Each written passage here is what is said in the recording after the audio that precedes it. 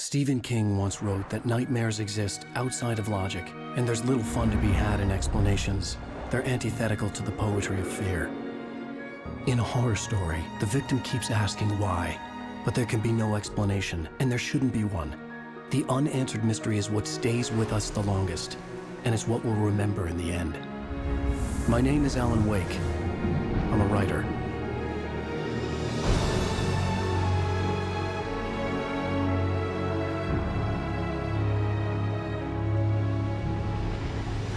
I've always had a vivid imagination, but this dream unsettled me. It was wild and dark and weird, even by my standards. So yes, it began with a dream.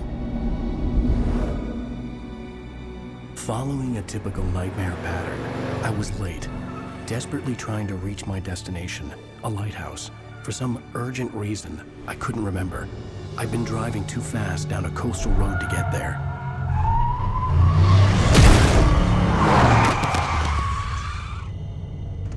I'd seen the hitchhiker too late.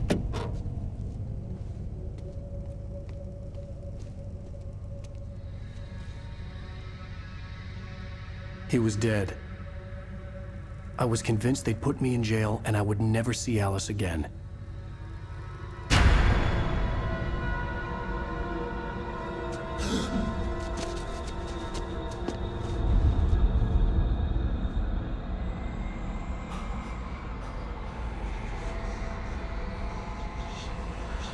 Suddenly, his body was gone. I was in shock from the crash. I could hardly stay on my feet.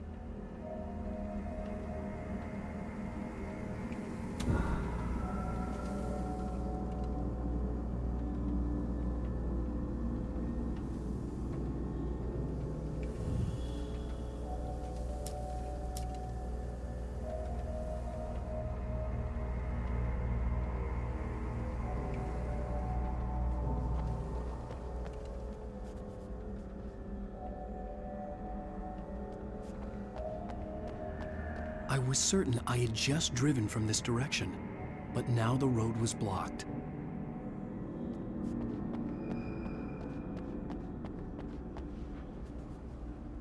I had to go to the lighthouse. I knew there was something important waiting for me there.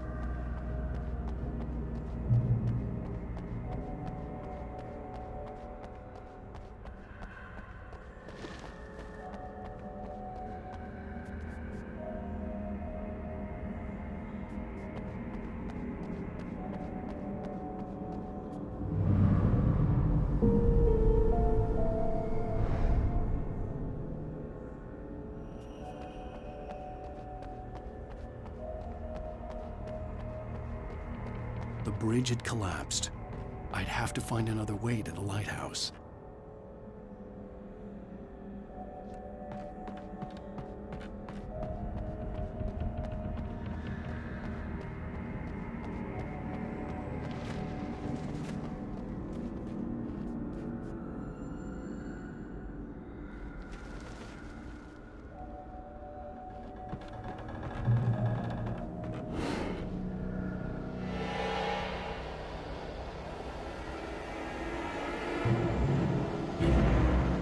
You don't even recognize me, do you, Ryder?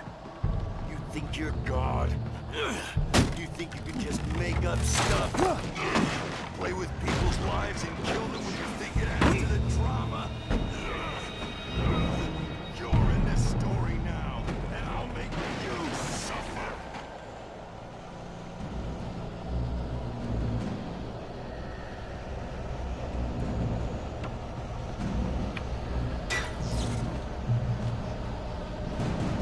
You missed your deadline!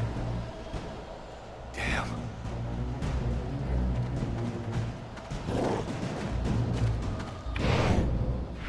You can't stop me!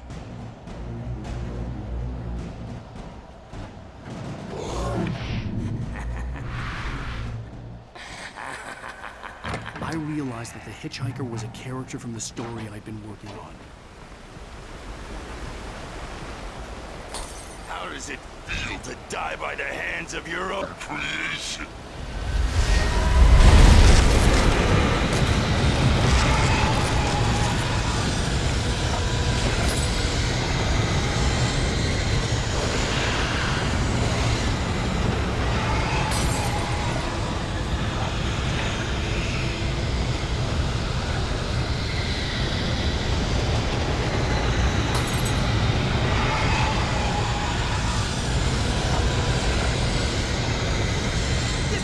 way!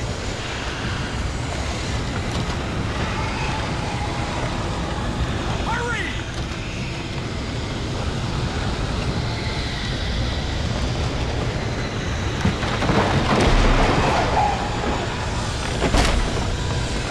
Wait, it's me! I'm Stewart, remember? Quickly, get inside! There's no time to lose!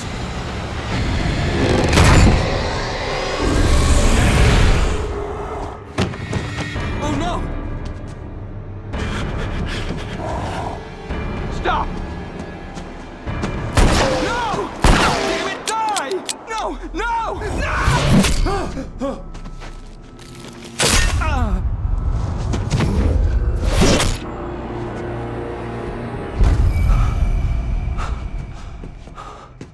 I was trapped. There was no way out.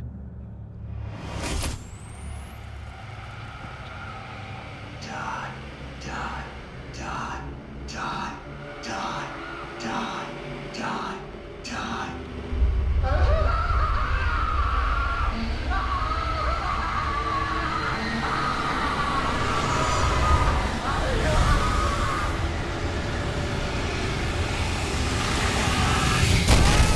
The cabin was a death trap. I had to get out.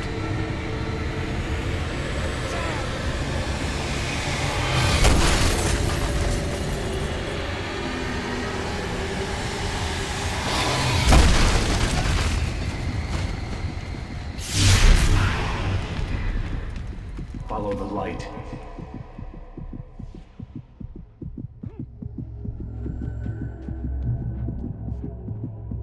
You are hurt. You should go into the light. You are only safe there.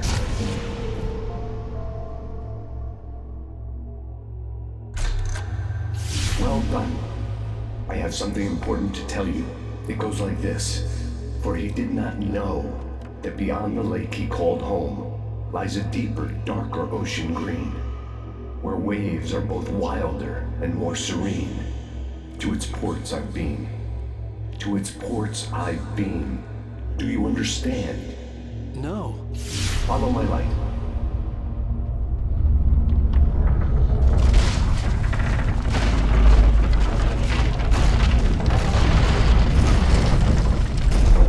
I entered your dream to teach you. The darkness is dangerous. It's sleeping now. When it feels you coming, it will wake up. There's no time. I can only show you the most important thing. The hitchhiker has been taken over by the Dark Presence. You can't hurt him now. The darkness protects him from all harm. Only light can drive the darkness away and make him vulnerable again. Here, take the light. Turn your flashlight toward him and burn the darkness away.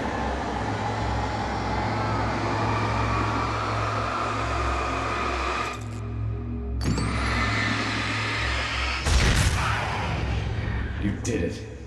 Now the darkness no longer protects him, but it's still inside, controlling him. He can't be saved. He's still a threat. He is still your enemy. Here, take the gun. Now you'll die.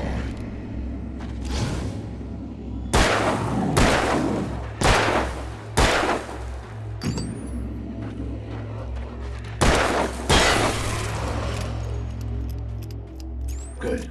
You've done well. Remember what I've taught you. That is all. I will give you back your dream now. In the nightmare, a terrible darkness was taking over the world. The lighthouse was the last safe place on Earth.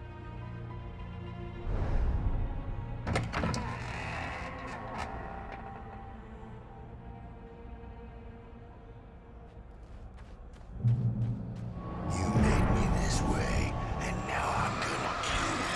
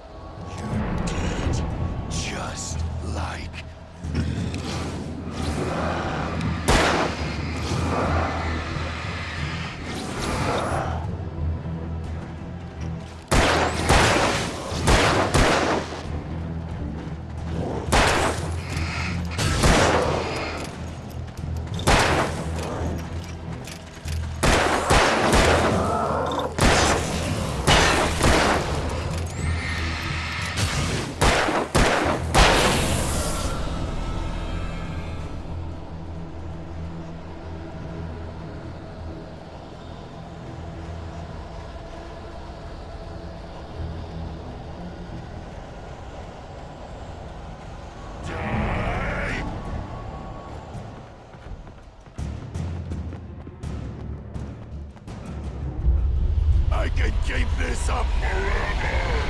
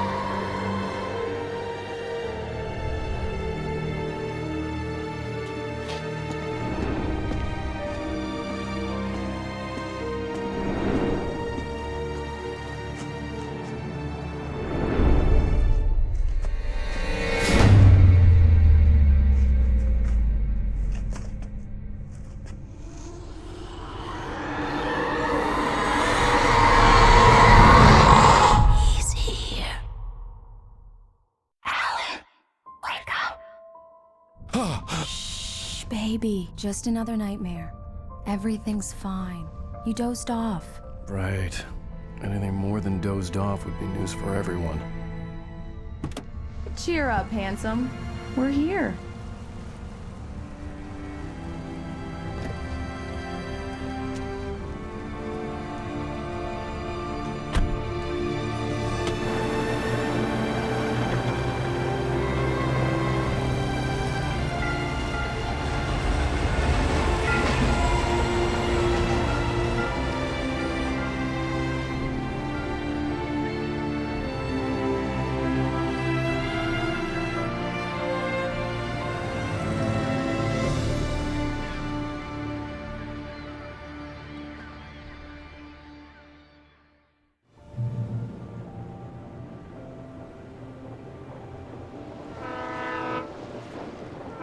Let's act like we're on vacation.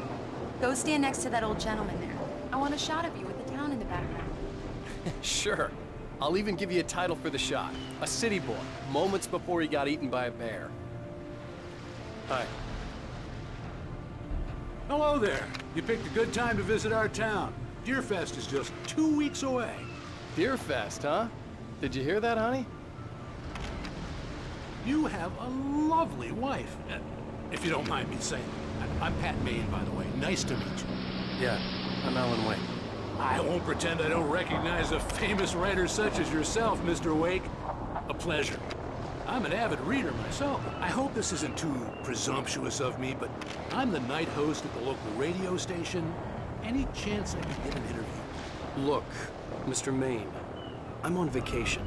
In fact, I'd appreciate it if we could keep my being here just between the two of us. I'm sure you understand. Fair enough. You can trust me to be discreet. Not a hard man to track down if you change your mind, though. I hope you two have a lovely holiday.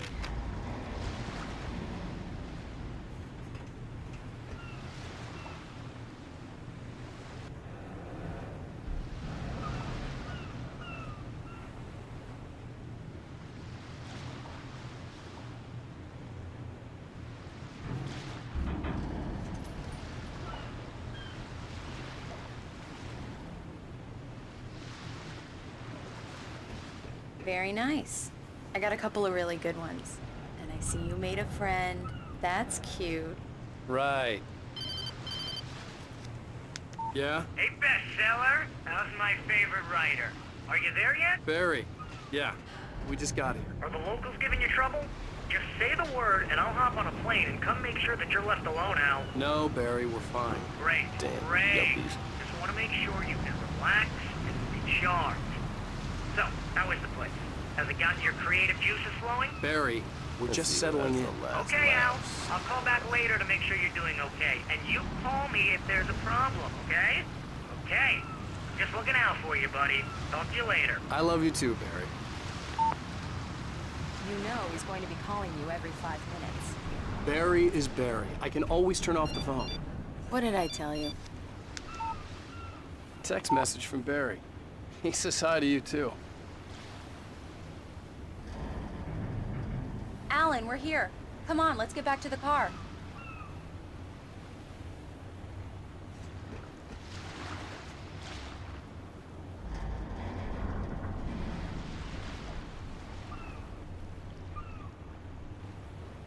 Come on, Slim. We need to stop at the local diner to get the cabin key from the landlord, a Mr. Carl Stuckey. He's waiting for us. I'll go fill her up while you get the key. I'll pick you up here in, say, 15 minutes. Sure. Alan, thank you for coming here with me. I love you too. Go on. I'll promise to behave.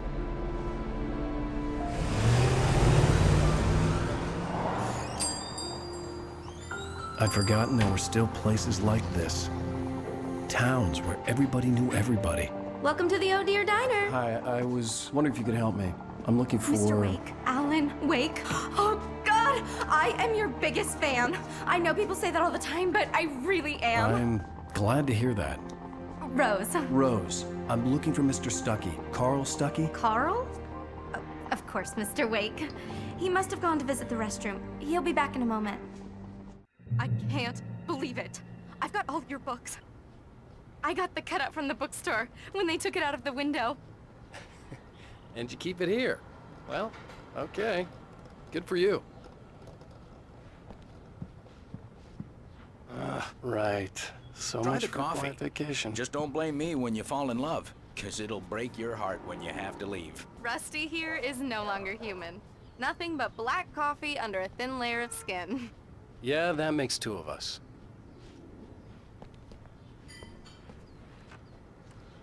Are you staying long, Mr. Wake? I can't believe it. I'm having a conversation with Alan Wake.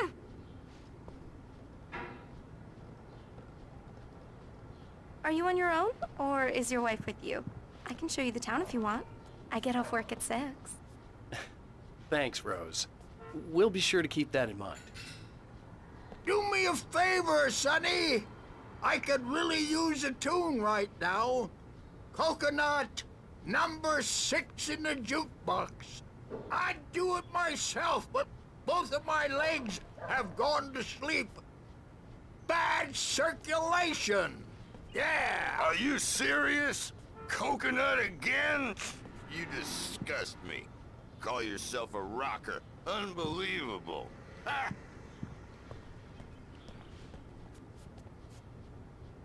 You put the lime in the coconut. Drink 'em both up. Just because we're brothers, don't think I won't murder you in your sleep.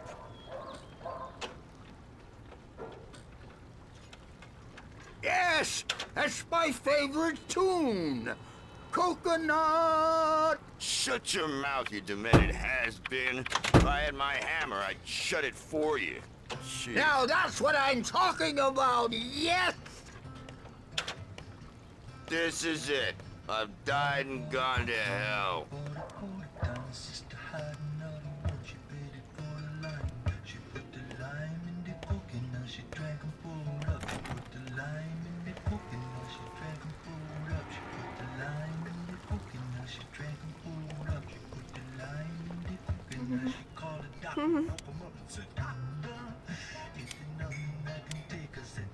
Don't go in there, young man. You can hurt yourself in the dark. I think I can handle it, ma'am. I didn't want to wait. I wanted to find Stuckey, to get the key and get out as soon as possible. The waitress was giving me a headache. Overeager fans always did.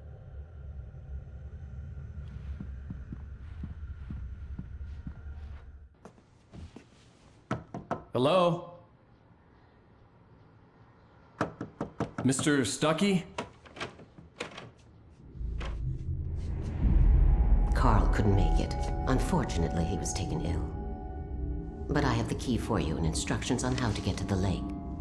Okay. I wish you a good stay in my cabin. I'll come by later to check how you've settled in. And to meet your wife.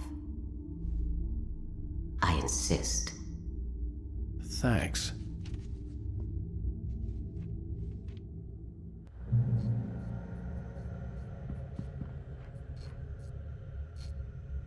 Cauldron Lake is a special place. Very inspiring.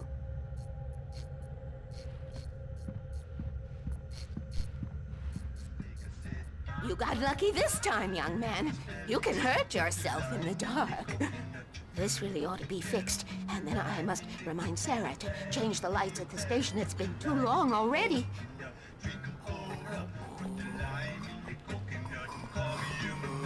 Even that sounds better than your singing. Are you all right? Splendid, splendid! Damn hernia. It swells up like a balloon if I lift anything heavier than a spoon. Yeah, splendid, splendid. It's been a long time, Tom.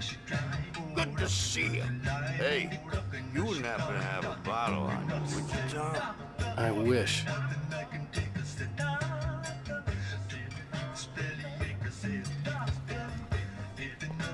The Andersons, they're, local musicians.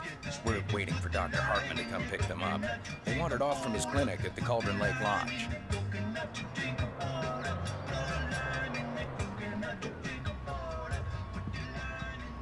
Bye, Mr. Wake.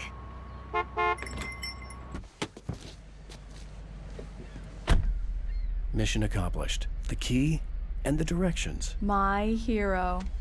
I got some flashlights, just in case. Hey, wait! Mrs. Wake! Your keys!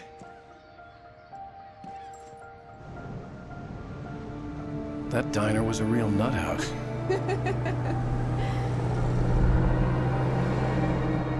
Can you believe this place?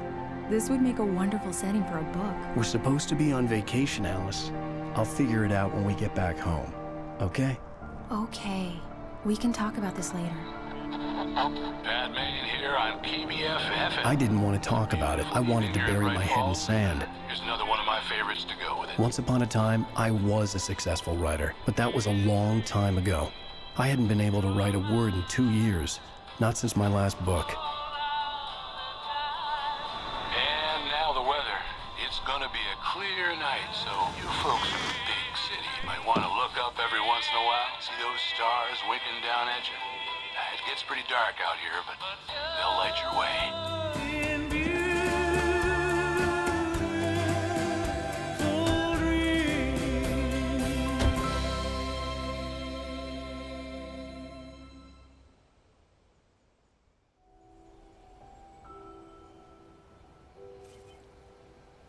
Wow. It's gorgeous, Alan. It's something, all right. Don't worry, honey. I'll get you inside safe and sound before it gets dark. And I've got the flashlight. I know. I'm okay. Alice had a phobia. The fear of darkness. I wanted to make sure we were inside with the lights on before sunset.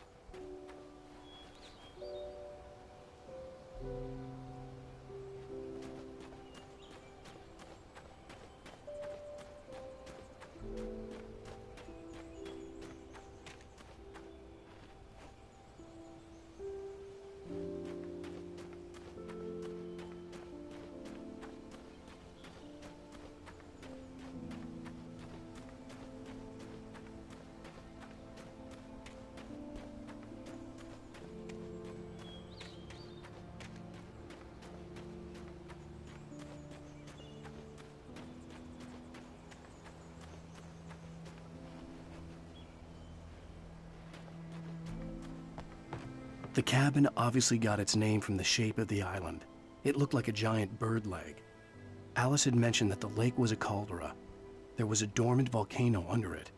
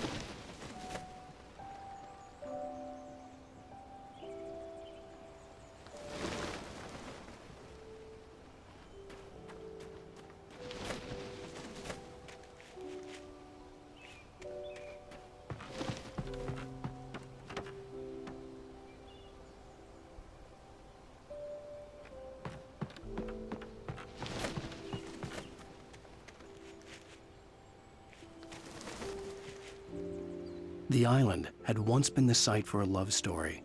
Maybe it would be that again.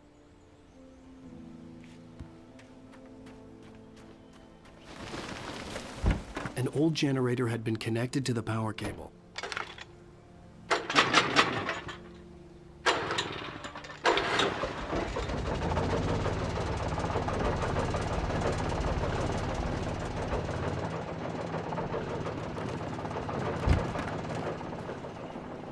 The lights are on! Good work, honey. I'll freshen up a bit and start settling in. Okay, I'll look around a bit. Sure thing! Have fun!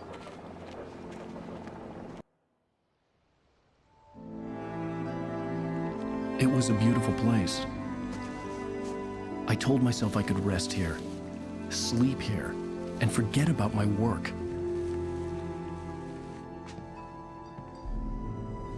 I thought we could be happy here.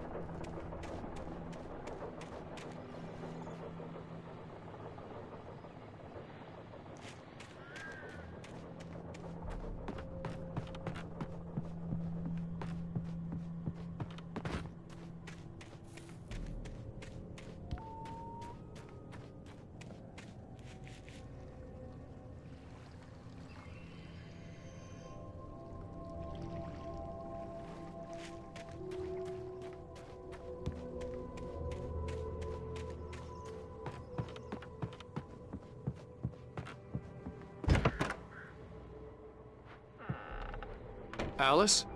Honey?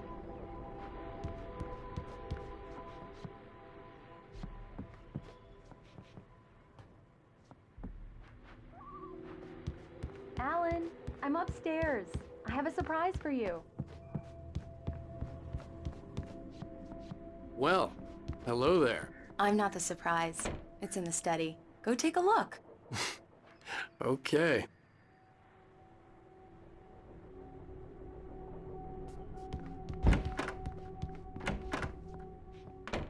Surprise! Alice? What is this? I guess I have a small confession to make.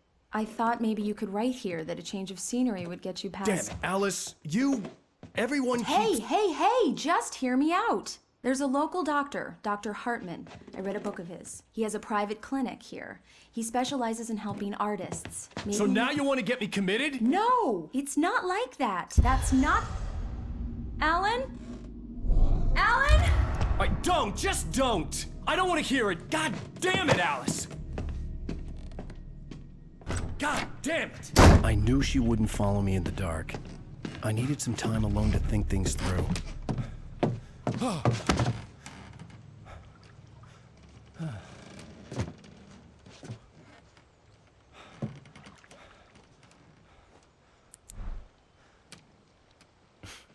Damn it.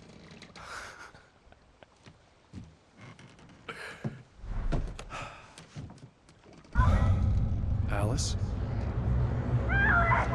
Alice? Alice! The cabin had gone dark. All the lights were out.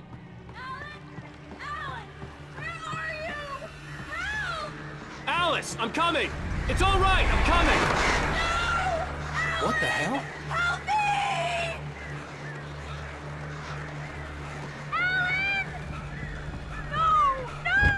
Alice? Alice?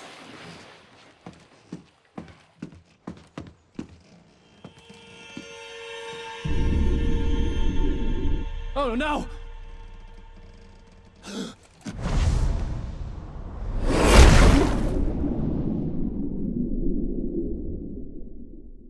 Keep going. Wake up. Alice?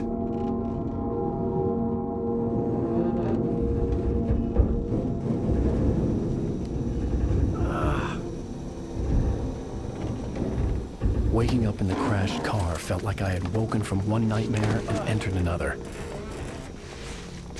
I couldn't remember how I got there. All I knew was that something terrible had happened to Alice. The phone was dead. I'd have to find help on foot.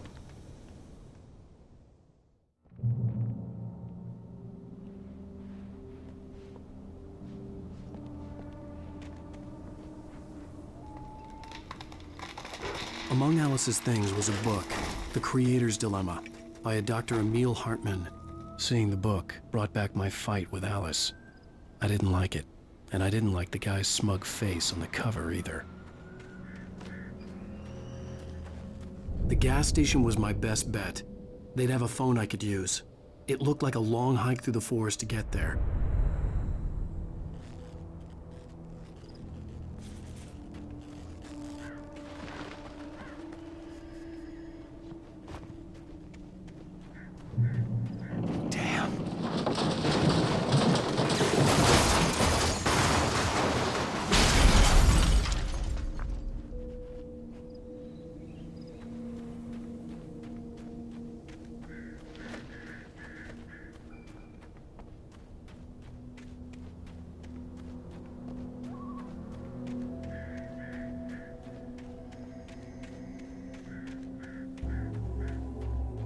Hello?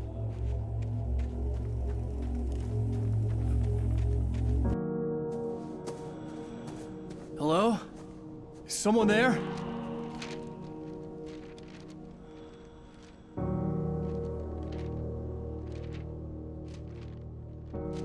The loose sheets of paper were pages from a manuscript entitled Departure. That was the name I planned to use for the next novel I had never gotten started.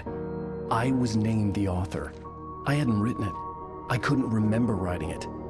In the scene on the page, the hero was attacked by an axe murderer in the woods at night.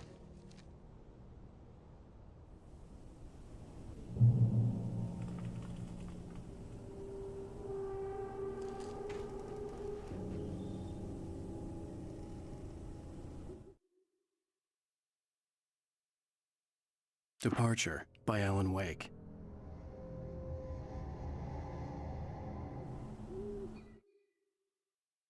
The man turned to face me. His face was covered in shadows. It was hard to make him out in the darkness of the forest that surrounded us, but the axe he lifted was plain to see. It glistened with the blood of his victim. He grinned madly. The shadows were alive, distorting his features.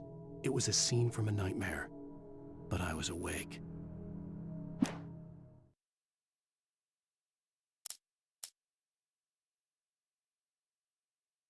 Rose knew she had been gushing, but right now, she didn't care.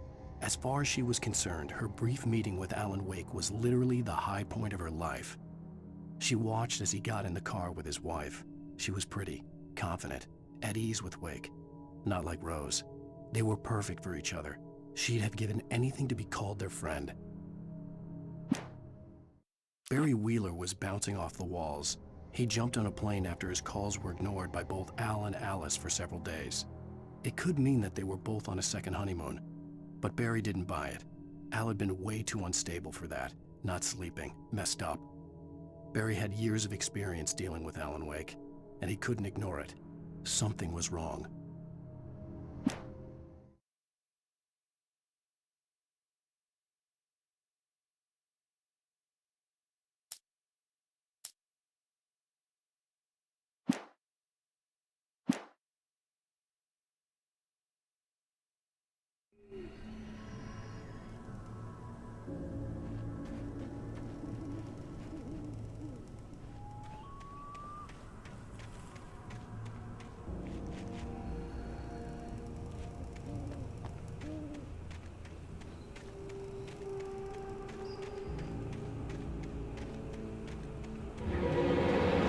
Anybody there? Please, I've been in an accident.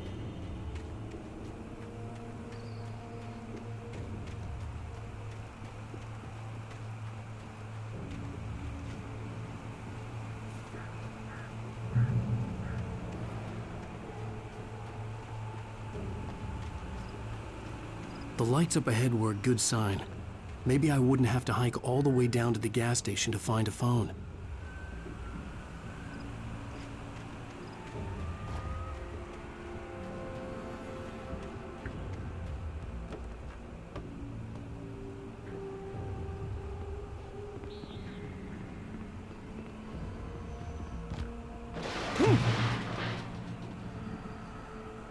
Anybody there? Please, I've been in an accident.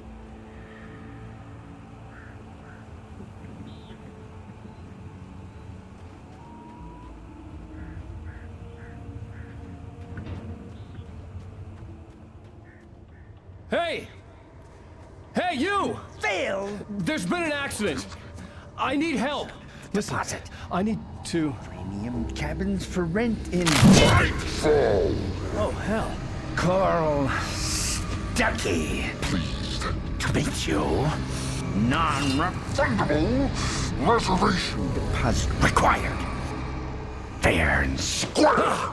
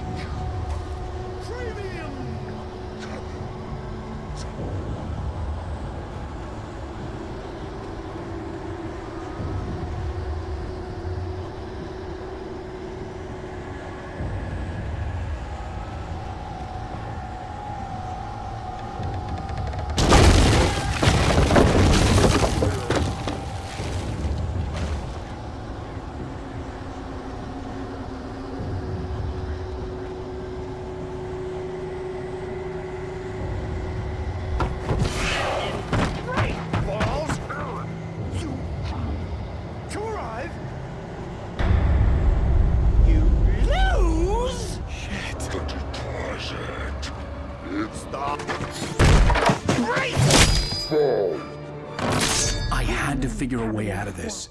Any second now, and Stuckey would be knocking on the door with his axe like Nicholson in The Shining.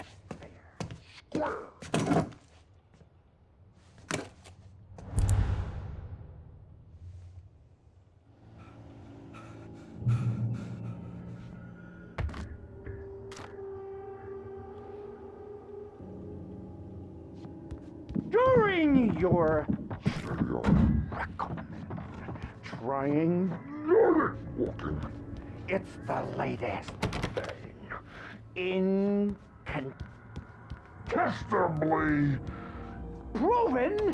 I wasn't about to open the door, as long as I was liable to catch an axe with my forehead. One stone. You can see the sights and keep those cholesterol levels down. Same time. Yes. Bright Falls Sheriff Station. How may I... Hello? Hello?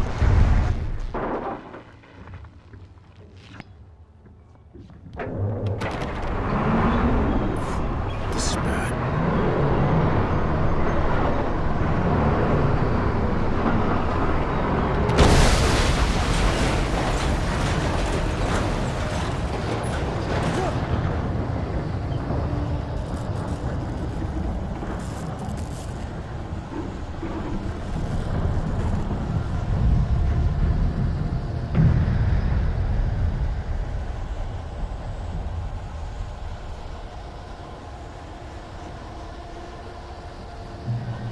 The bulldozer had gone over the cliff with the office.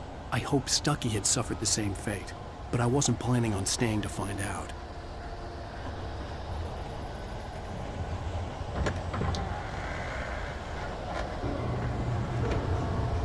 There were more of them.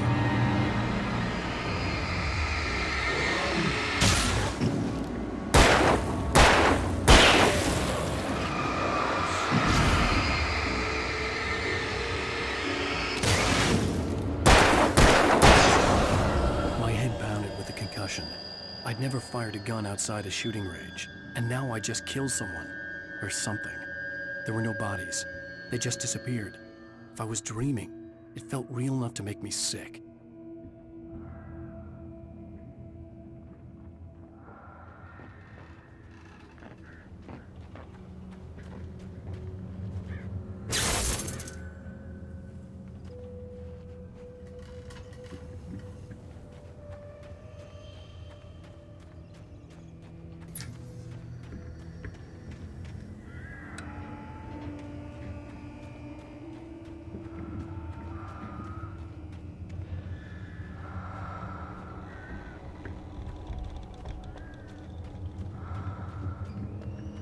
Eerie hand-painted graffiti was revealed by my flashlight. Someone had hidden a chest of supplies near it.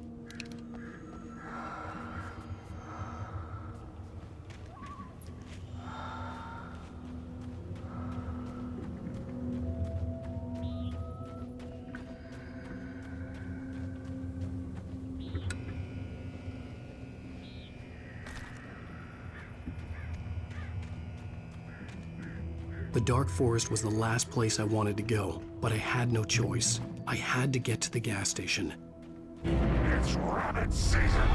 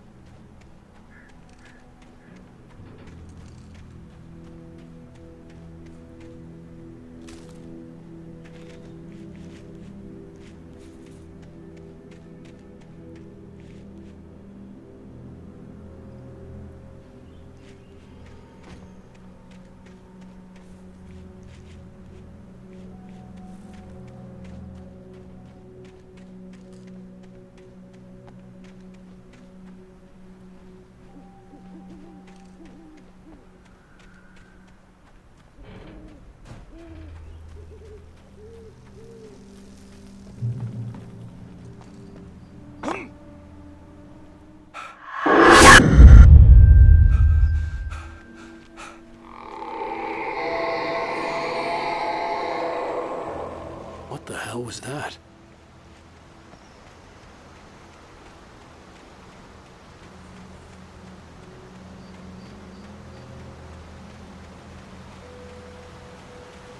When I saw the river below, something uncoiled itself inside my head. I realized that I'd have to find a way across. I didn't even want to look at the water.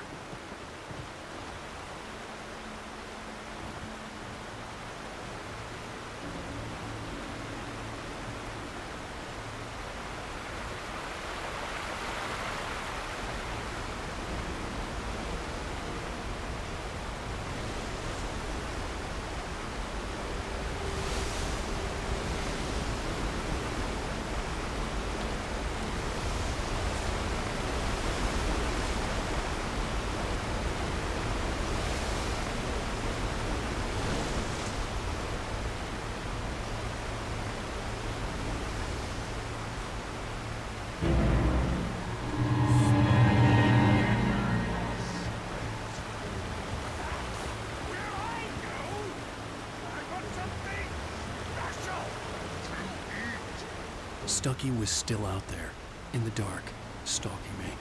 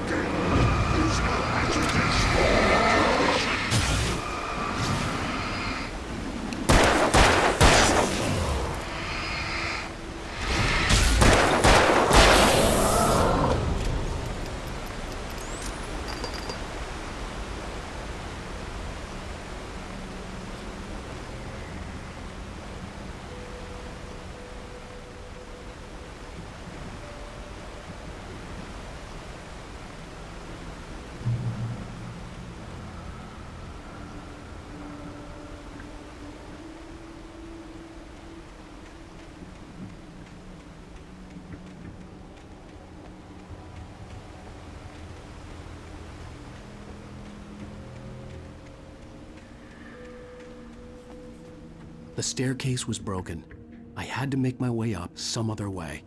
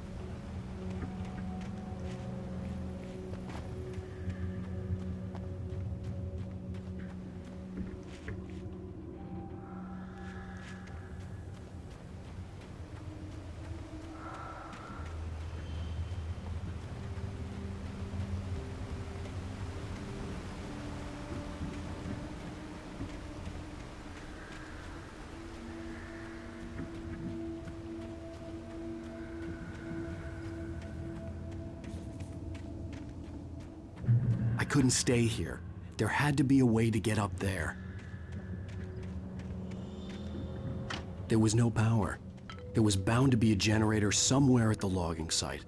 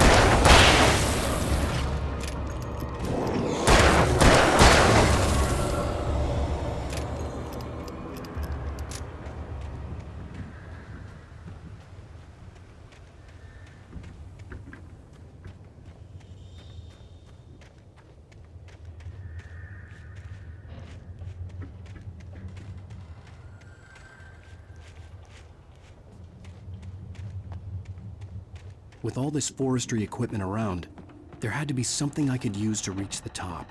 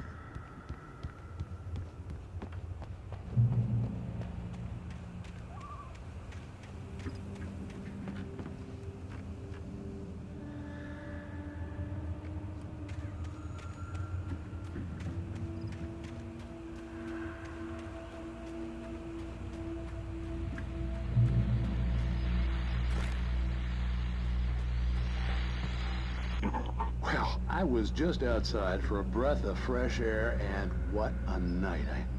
I know most of you are probably in your beds by now, but if you're still up and around, take a moment. Step outside for a spell and breathe in deep. The weather is absolutely still. The sky is crystal clear. It's like the forest is quietly breathing along with you. As you listeners know, I'm a night owl, and it's on nights like this I wish I wasn't cooped up in the studio. Makes an old man like me wish I could just roam wild.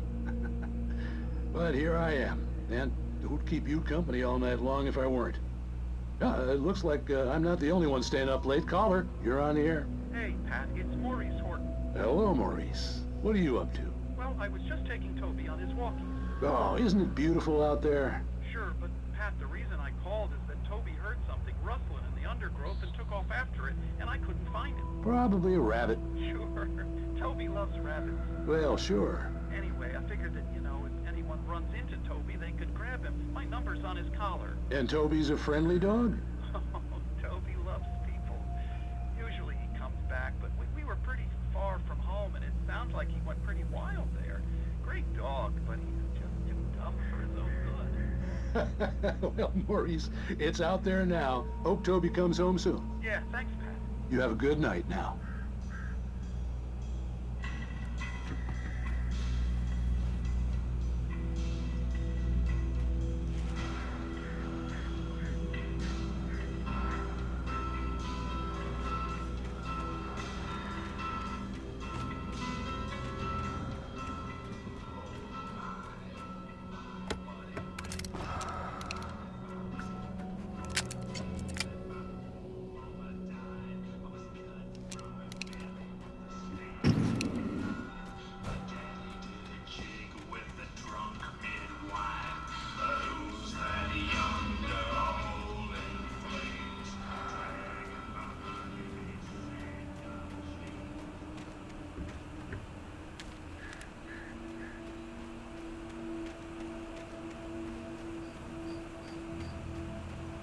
The gas station was closer now, its light welcoming in the darkness. Paul makes the best dogs in the state. Belly Burster is the best with no conscience. Monster Dog is second best. The famous dog is...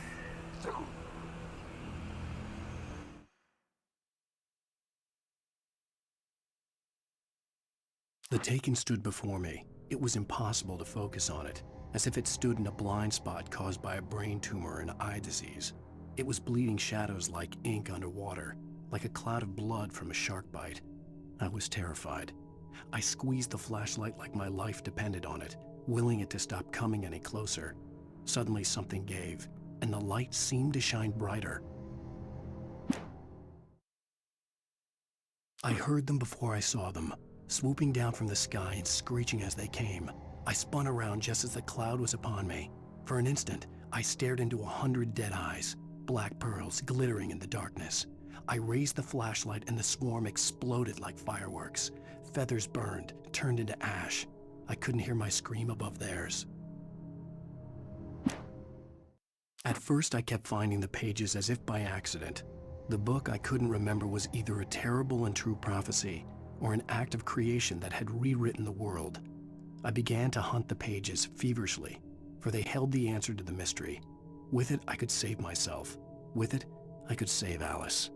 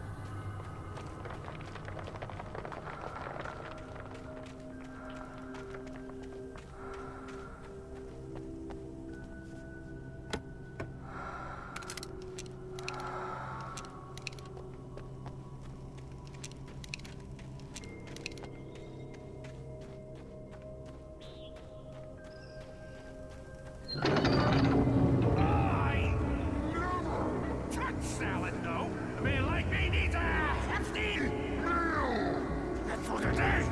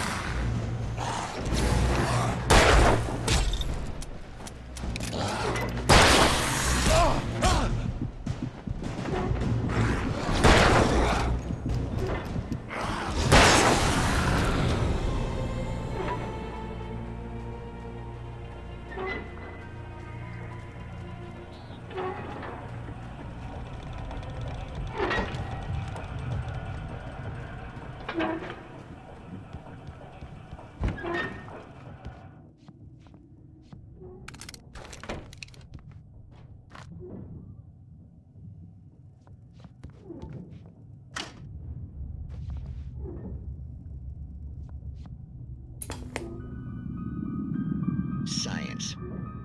It bestows immortality on those who advance it to elevate all of mankind. Newton, Einstein, Sagan, princes among men. But the price for such a legacy is steep indeed. In Night Springs. Tonight's episode, a quantum suicide. If our lives are already written, it would take a courageous man to change the script. Having called a press conference, Dr. Barclay Colvin is about to demonstrate that very courage. Ladies and gentlemen of the press, I am Dr. Barclay Colvin, and I'm glad so many of you could join me here at the Moorcock Institute. Tonight, I'm going to give a practical demonstration of the many worlds interpretation. As you can see, this is a loaded 9mm pistol. It shall be part of a thought experiment. And now, a real experiment, known as a quantum suicide. Did he say suicide? Is that a real gun? He's kidding, right? Please, stay calm. There is no risk. Observe what occurs when I place the weapon against my own forehead. Now, you might think this round is merely a dud. Not so. Observe the flower pot. And yet, I myself cannot be harmed with this gun. With each pull of the trigger, two new realities branch off. One in which the weapon didn't fire, and one where it did. With my machine here, I have ensured that this reality is always the former. I have bestowed upon myself quantum immortality. Under no circumstances can this gun kill me. So wait. What you're saying is that every time you pull the trigger, in another reality, you die? Yes, of course, but that's completely trivial. There's an infinite number of things that could happen at any moment, and they always do happen somewhere. The point is, this one thing did not happen here. You're insane, Colvin. Insane? Insane? Hey, was this thing supposed to be plugged in? I stumbled on it. You fools! Gaze upon quantum immortality.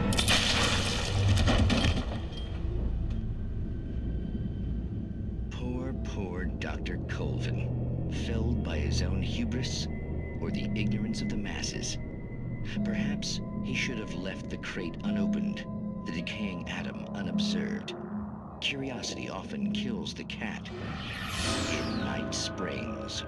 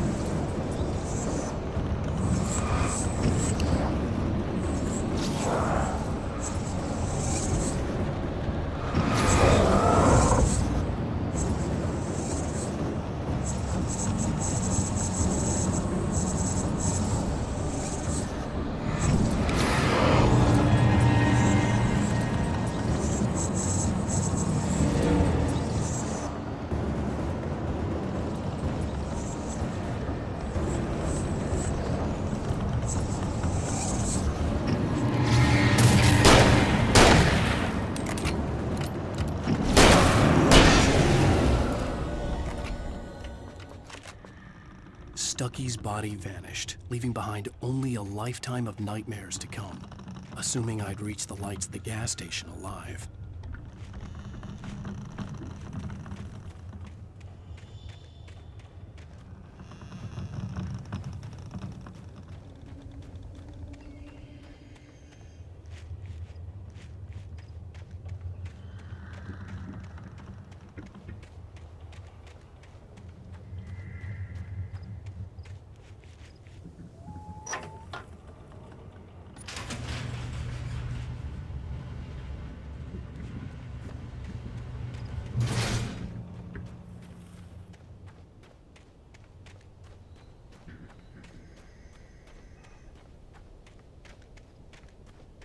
I recognized the parade float I had seen in Bright Falls when I first arrived with Alice.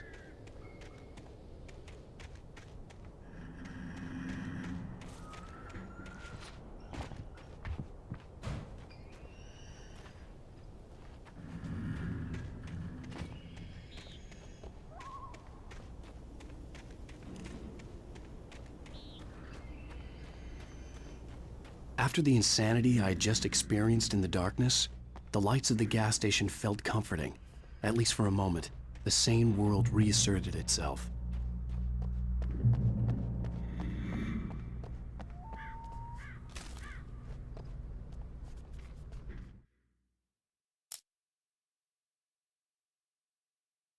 I stepped into the gas station's garage. It was dark and quiet. The place was a mess. It looked like someone trashed the place or that there'd been some kind of fight. Light spilled into the room through an open door at the back, and I made my way toward it. Without any warning, I was blinded by a bright light. An old portable TV on the shelf had come alive by itself. Impossibly, I could see myself on the screen, talking like a madman.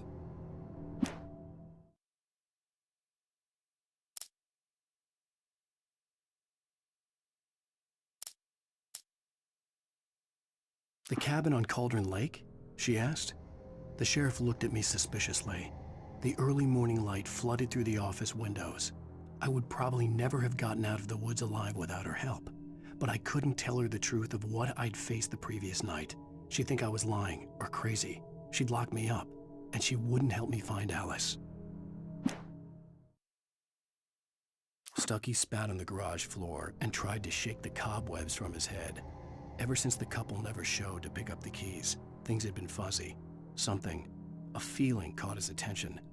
Stucky looked up and stared as his brain tried in vain to process the horror before him. He stumbled back, knocking over a can of oil. A black pool spread across the floor while he struggled for a brief moment, then let go as the unrelenting darkness engulfed him.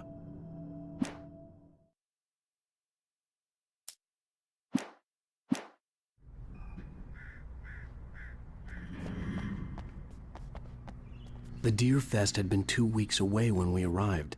If the day count on the banner was right, I was missing a whole week between the night we got here and now.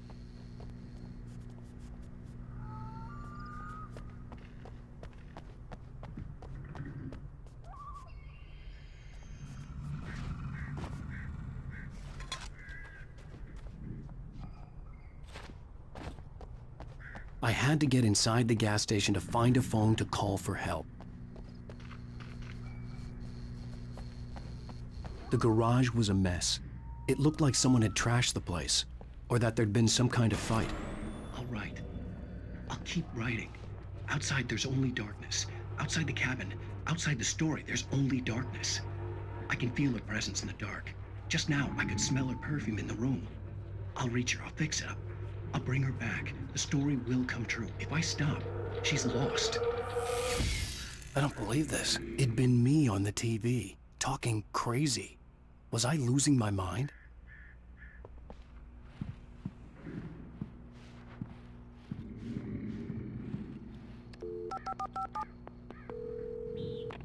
Bright Falls Sheriff Station.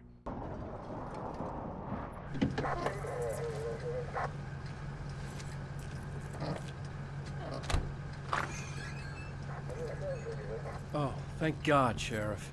Sheriff Sarah Breaker. You are... I'm Alan Wake, but listen. I was in a car crash. My wife, Alice, she's missing. Calm down, Mr. Wake. We were staying in a cabin on the island, on Cauldron Lake. There's no island on Cauldron Lake, not since the big eruption in the 70s. Please, I can take you there, okay? You look like you've taken a pretty bad knock to the head. Are you okay? Listen. We'll figure this out. Please get in the car. We'll swing by the lake and then we'll go to the station, okay? Mr. Wake, have you seen Stucky, the guy who owns this place? I realized I couldn't tell her what had happened in the forest. She wouldn't have believed me. And then she wouldn't have helped me with Alice.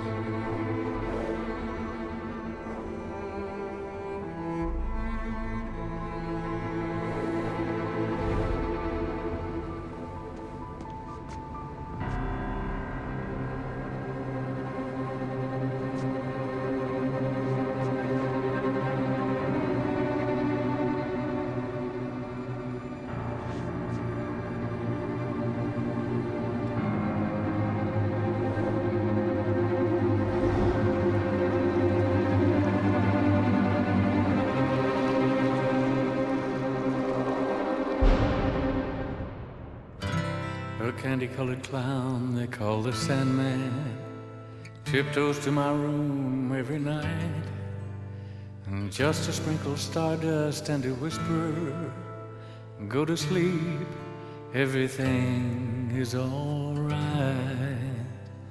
I close my eyes, then I drift away. Previously on Alan Wake. I came to Bright Falls with my wife, Alice. Thank you for coming here with me. I thought maybe you could write here. I don't want to hear it! God damn it, Alice!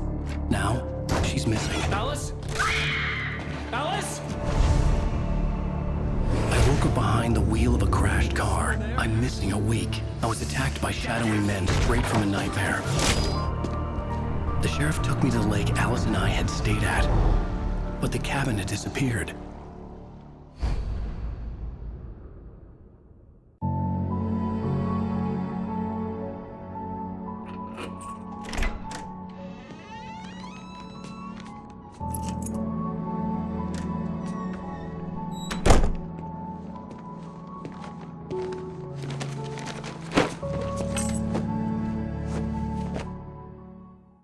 Honey, I'm home.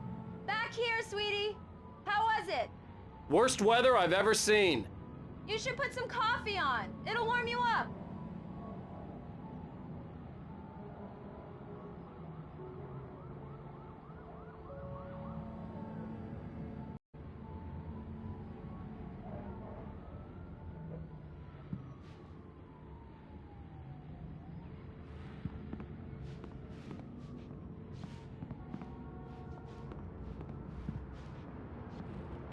Coffee's on. Great, thanks. I'll need it if I'm gonna finish this by tomorrow.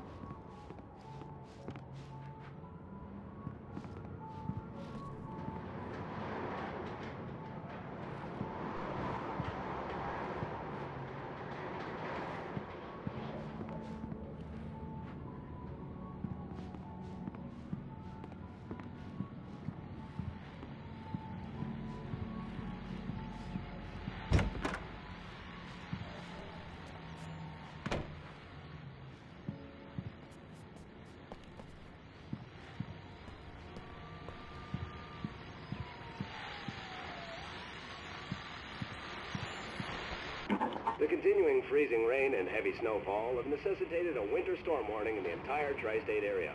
People are advised to stay indoors as many roadways are already closed, and city officials are not expecting snow crews to keep up with the weather. We're now on the third day of the blizzard, and the weather is not expected to clear up anytime soon.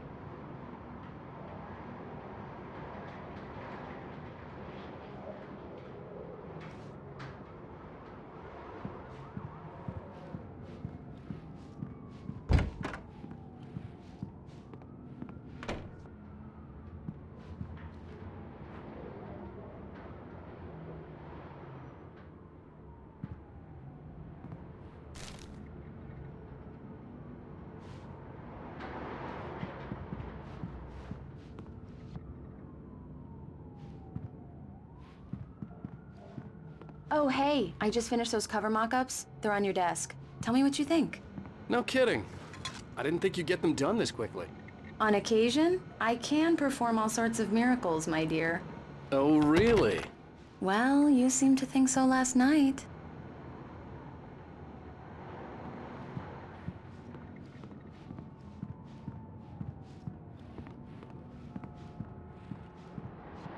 These look really good. Oh, sure, until Barry gets his hands on them. Which, by the way, will happen over my dead body. The last time was the last time. Oh, and speaking of Barry, he called. Alan! Alan, please check the fuse box.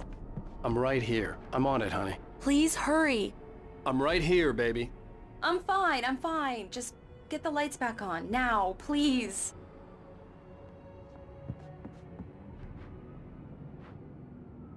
Honey, it's a power outage. I've got the flashlight. Okay.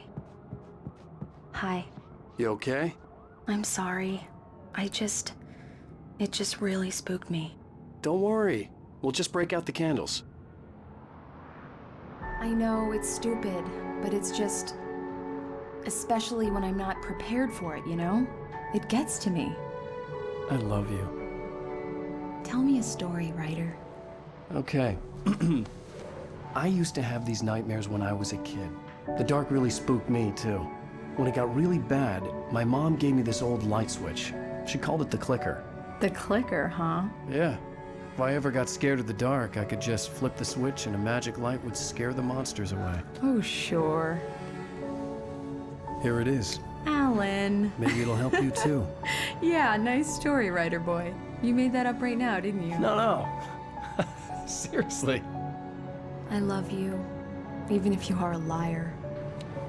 Thanks for this.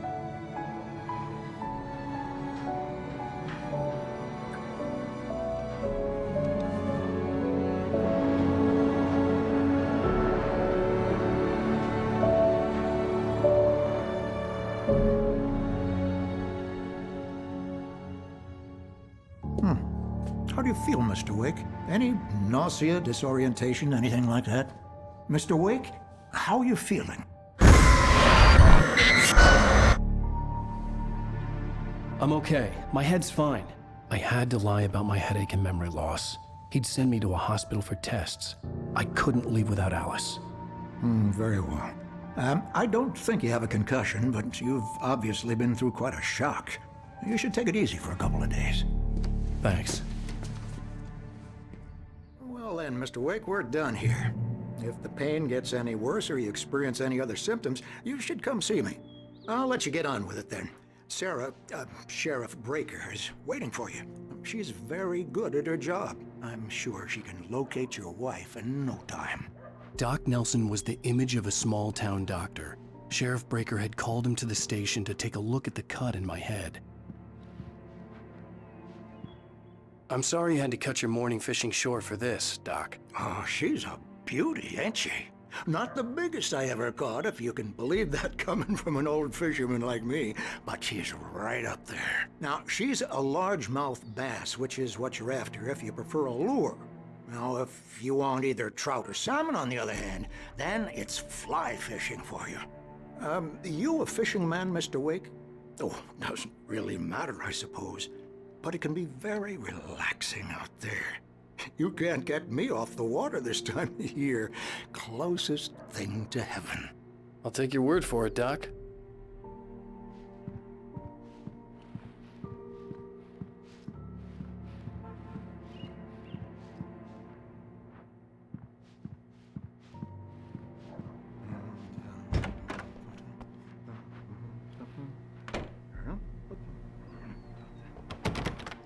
Thank you for testing the lights, Miss Weaver.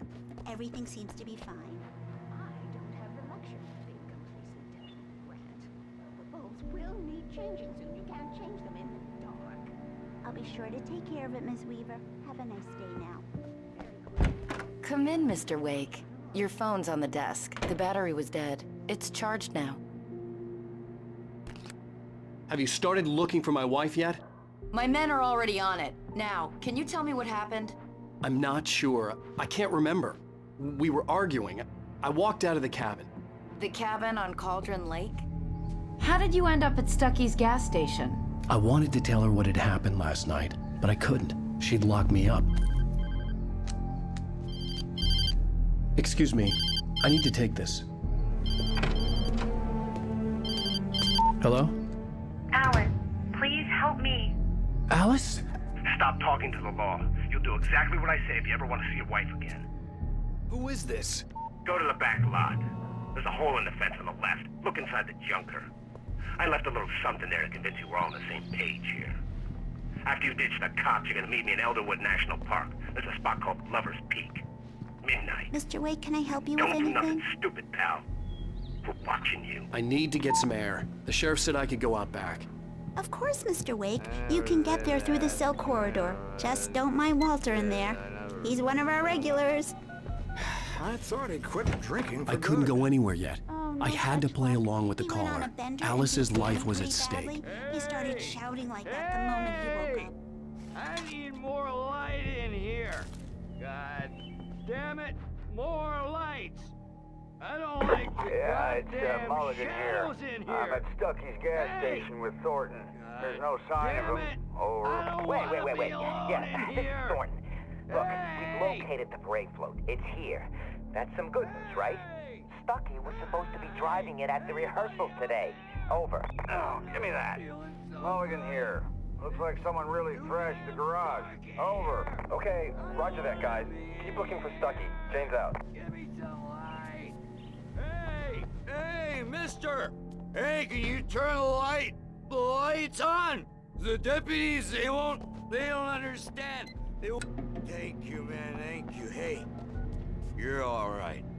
You're a good guy. Don't let anybody tell you different. You know, I shouldn't even be in here. The cops, they got it all wrong. See, sure, I beat him up, but I wasn't drunk. I mean, I wasn't drunk at the time. I only got drunk afterward. Okay, listen. You gotta listen carefully now. Here's the kicker. That wasn't Danny. No, sir. It only looked like him. You wanna know who it really was? I'll tell you who it really was. It was a goddamn space alien!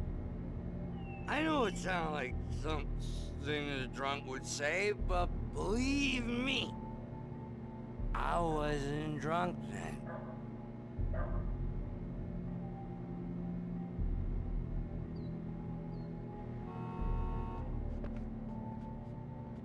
I told him, oh yeah, well, I don't hear you swear on your feet.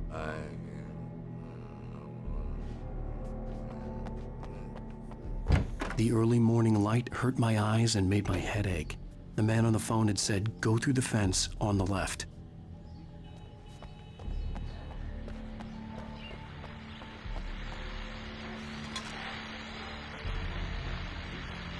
Well, folks, it's been another long night, and it's about time for me to sign off for a while. God knows I need my beauty sleep.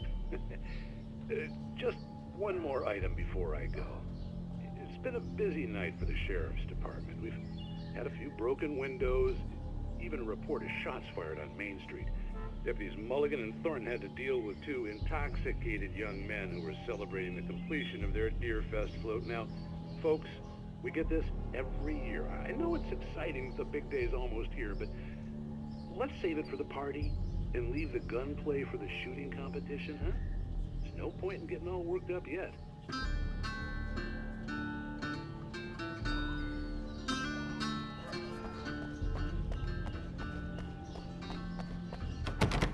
The caller had told me to find a hole in the fence behind the police station.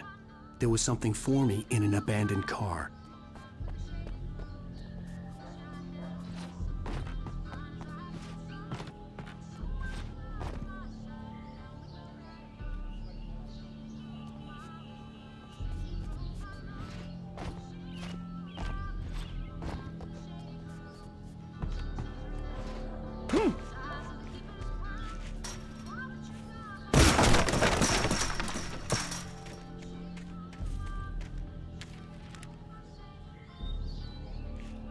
Alice's driver's license had been placed on the front seat. The caller meant business. Barry? Ow! Ow! Thank God! Where the hell have you been? I've been trying to reach you for a week, you and Alice. I've been worried sick. I flew out yesterday. I'm here in Bright Falls. Barry, listen to me. I'm at the sheriff's station. Come and get me. I can't talk now. Al, what the hell is going on? I had to get the sheriff to let me go. I needed to get to Elderwood National Park to meet Alice's kidnappers.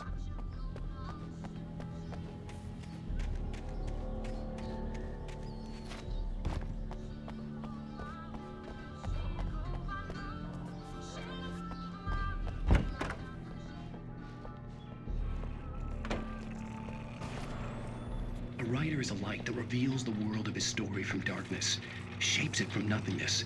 The way a sculptor carves a statue from a block of granite. If I stop, the world I'm making dies. Darkness will reclaim it. It's a long, hard journey into the dark. Alice's life is at stake, but I can't think about that, or I'll lose it. The dread lingers at the edge of perception. I'll push on. Anything is possible here. I'll write the story. I'll save her.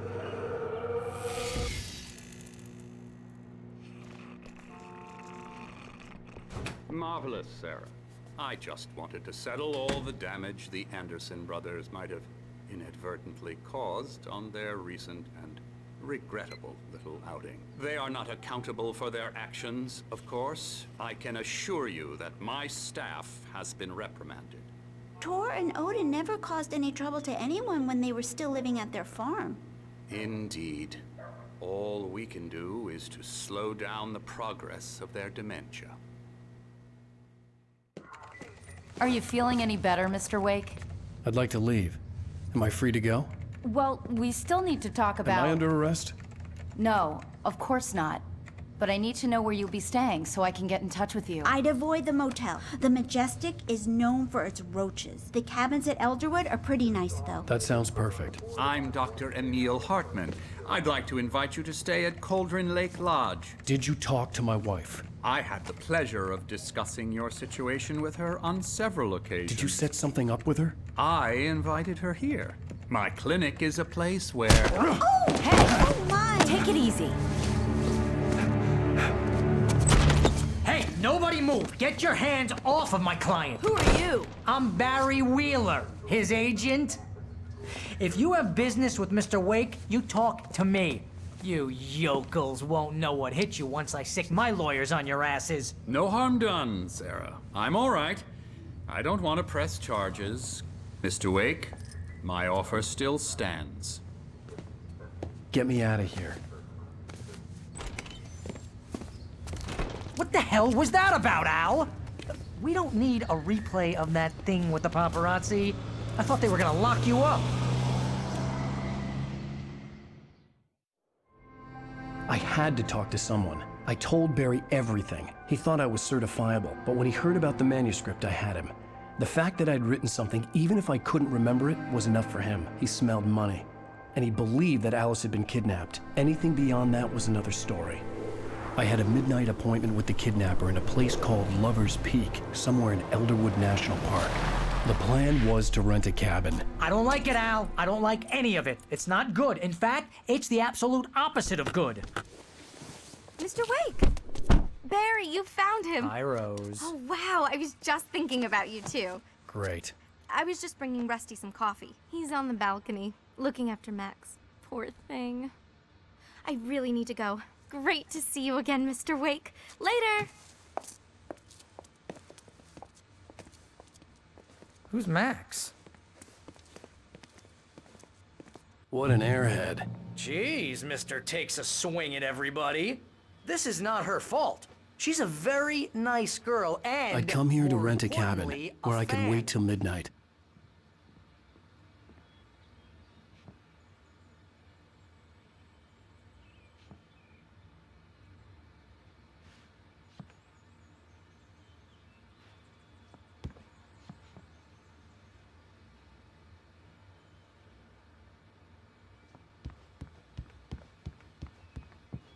Seriously, Al, what you were saying in the car? Just listen to yourself. What, you shot a guy and his body just disappeared?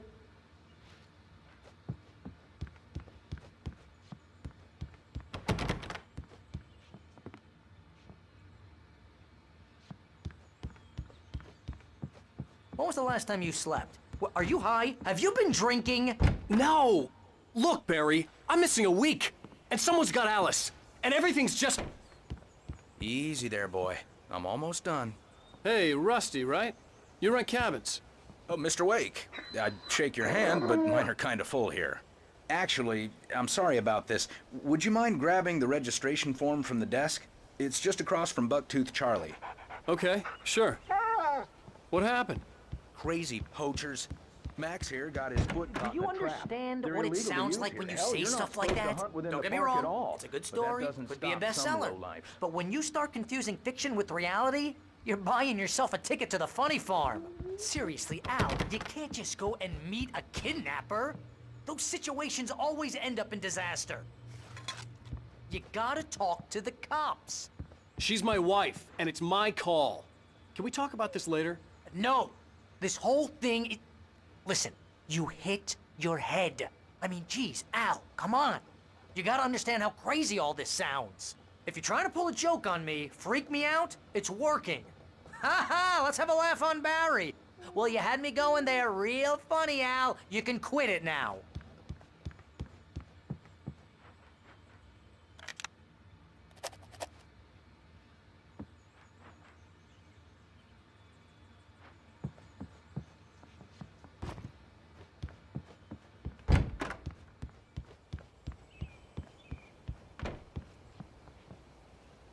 I think this is the form you wanted.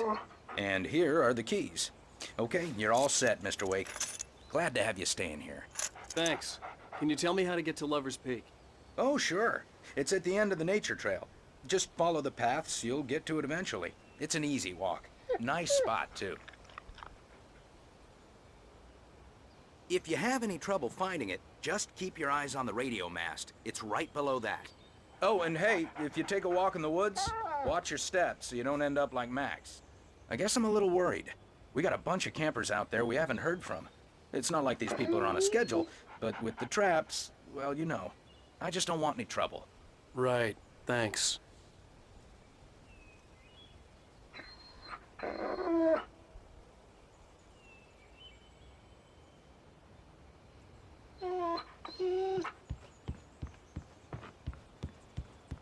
Look, Al, you're asking me to believe that you shot a dude who went poof into thin air, a guy who was bulletproof until you pointed a flashlight at him. You hear that from people who end up spending time in padded rooms, strapped to their beds, wearing white shirts with too long tangled up sleeves, and eating a healthy diet of pills. Al, you make cruel jokes about people who believe that kind of stuff. You're the skeptic. You gave me an hour-long lecture on homeopathy last month. What was it? If there's no proof, it's pure bullshit. Period. Guess the laugh's on me then. Al, come on! I mean, okay, maybe something weird happened to you, okay? Well, thanks for the heartfelt vote of confidence. All I'm saying is you gotta throw me a bone here, bestseller. What would you think if it was me? There's no way you should be going out at midnight with a gun. No one asked you to come here, Barry. Either work with me on this or go straight back to New York. Your choice.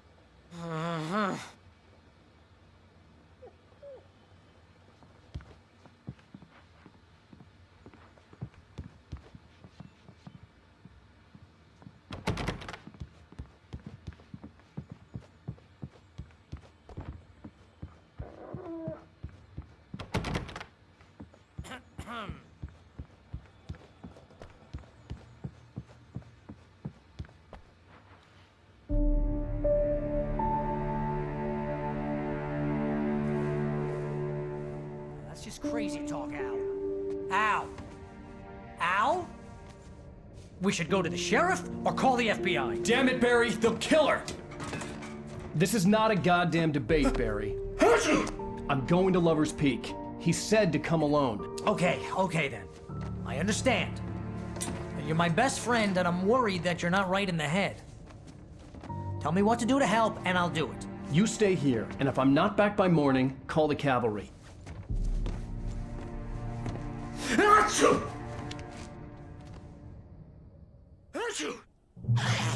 Just be careful with the natives, Al. These yokels are dangerous.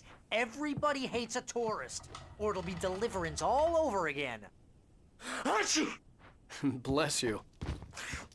Oh, this place is trying to kill me. I'll bet there's mold in here, spores, poison ivy, God knows what. This is so not worth a 15% commission.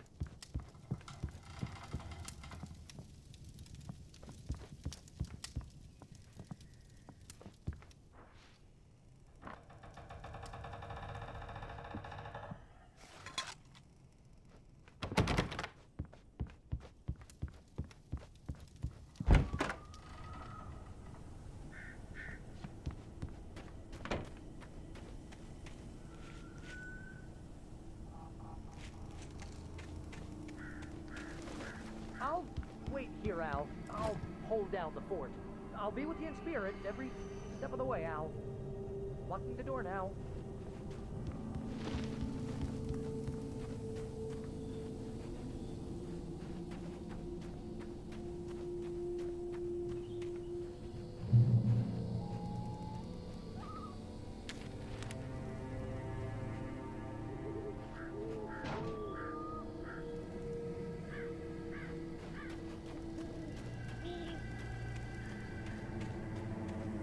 I knew I should have gone to the cops. This wasn't the smartest thing I'd ever done, but I was still angry with Barry for trying to talk me out of it. These people had called me right in the sheriff's station.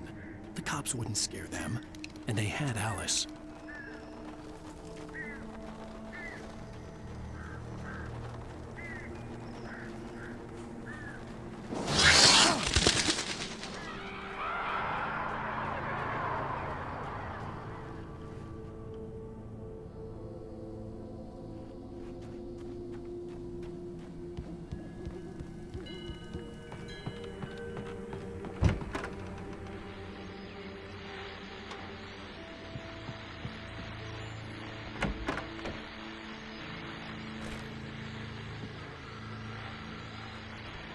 Welcome back to the show, folks. As promised, our very own Dr. Nelson has just parked his rear end in the studio. Doc, what's your Deerfest plan like? My plan? You make it sound a lot more organized than I ever seem to manage.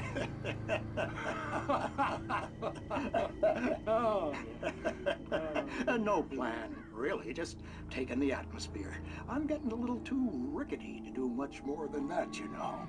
Oh, tell me about it. No sack race for us older gentlemen, huh? Yes, exactly, Pat. But I'm gonna check out the parade, of course. And I'll be one of the pie contest judges, too. Well, that takes a different kind of constitution.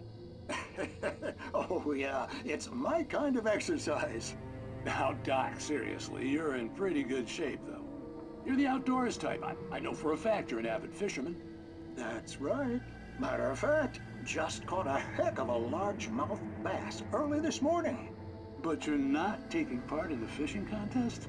No, not this year. See, Pat, I'm just not that competitive anymore. Now I just like to take my time and enjoy the peace of it. It's no fun if I need to worry about what I'm catching, you know? Well, considering your track record, the participants are probably pretty happy you feel that way. Well, Pat, that's kind of you to say.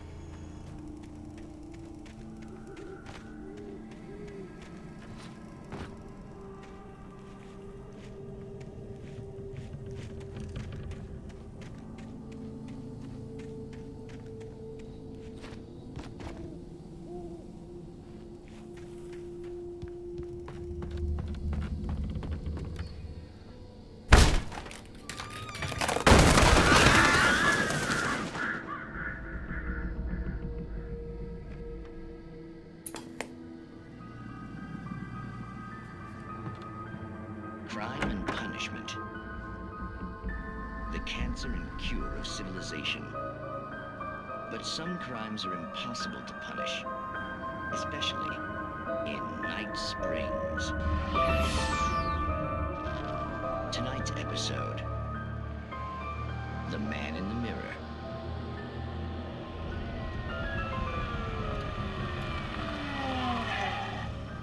He's inside, Agent. He's a weird one.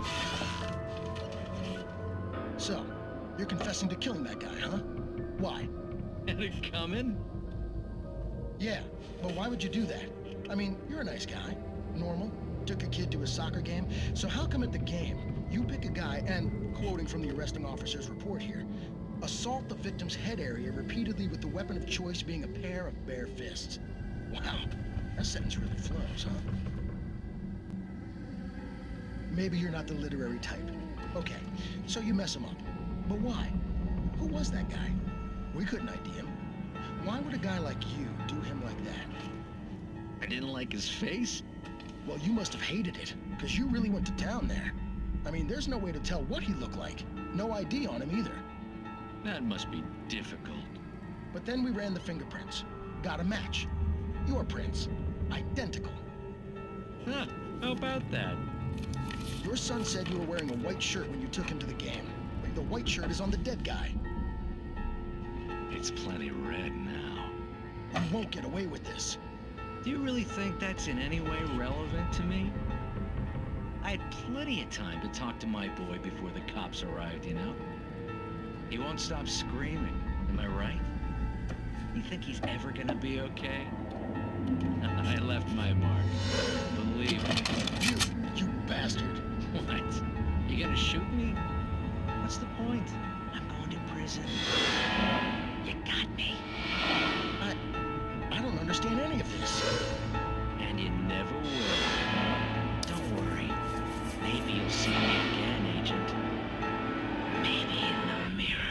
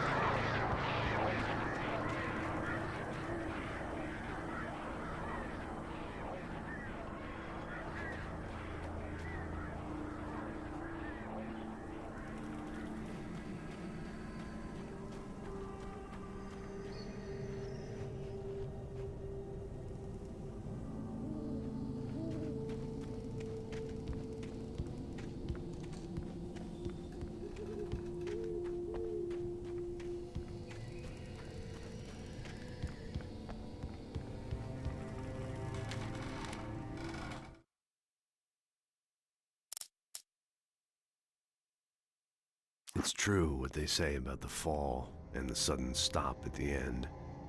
I'd lain here in the snow while the lurid chain of scenes that had led me here kept playing in my head. A rerun of my own private snuff movie.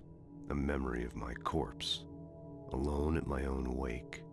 Thinking in metaphors again. The femme fatale was gone.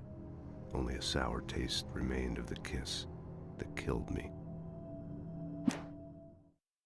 This was a late goodbye.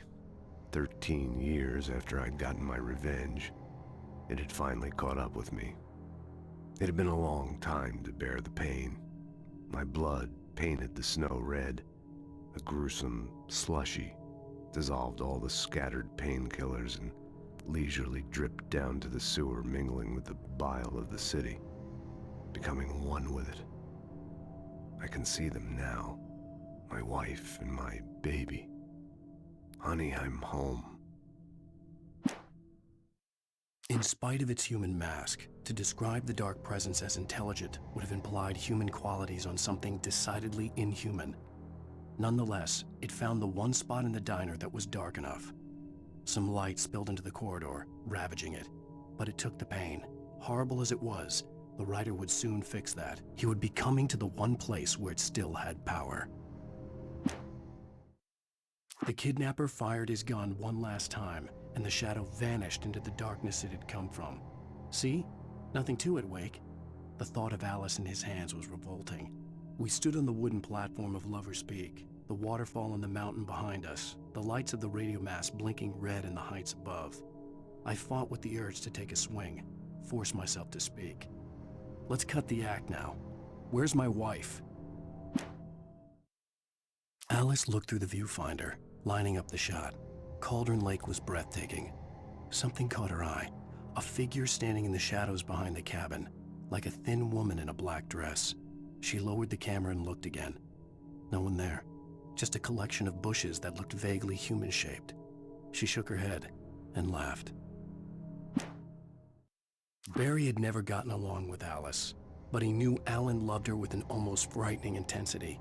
And now something had happened to Alice. And here was Al armed with a gun and saying things people got put in padded cells for.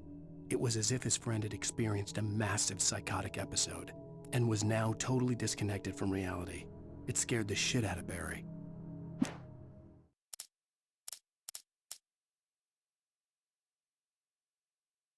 Rose knew that Rusty was in love with her, and she liked him too.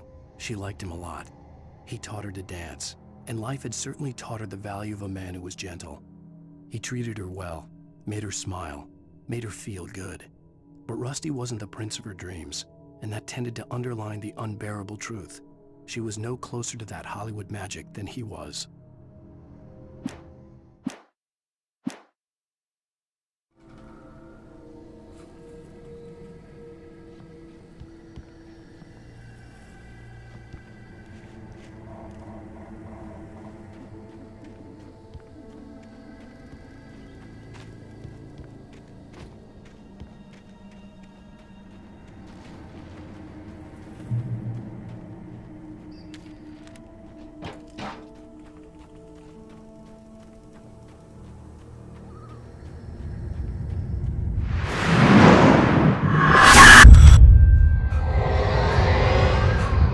Vision left me weak.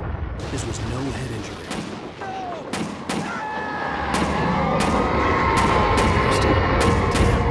Rusty, hang on! I'm coming! Please, help me!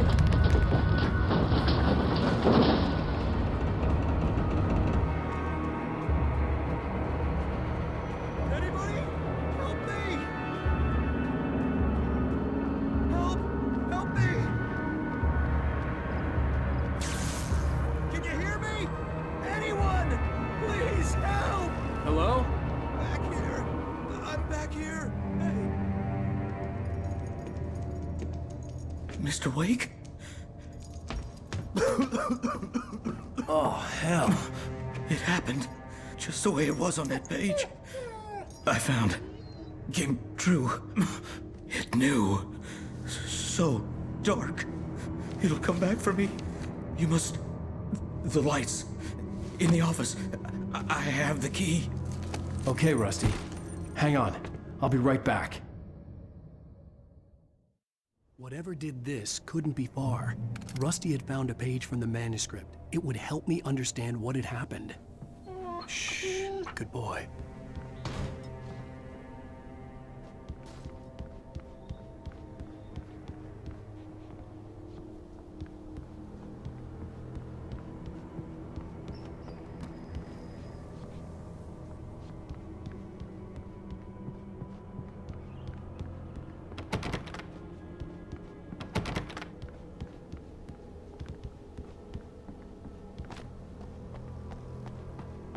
The only way to make sure that Rusty was safe was to get the power running and the lights back on.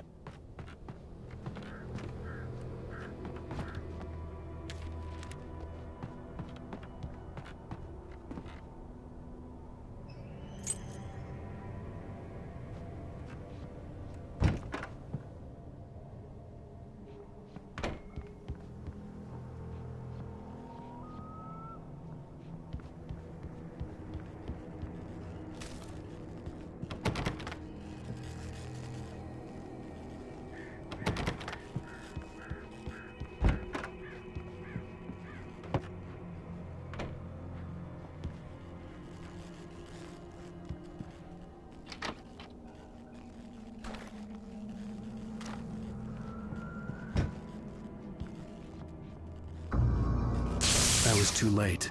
Someone had destroyed the circuit breaker. There was no way to get the lights back on. Rusty!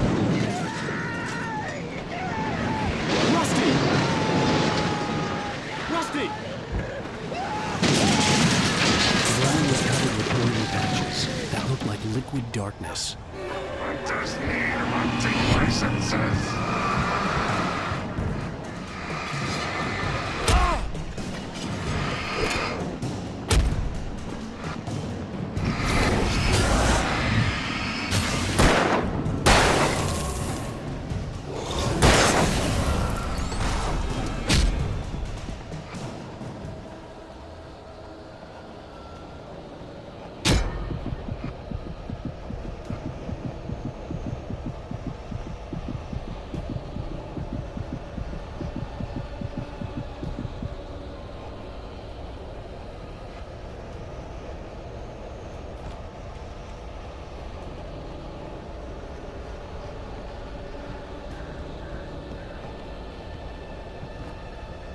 Something had torn a mammoth-sized hole in the wall.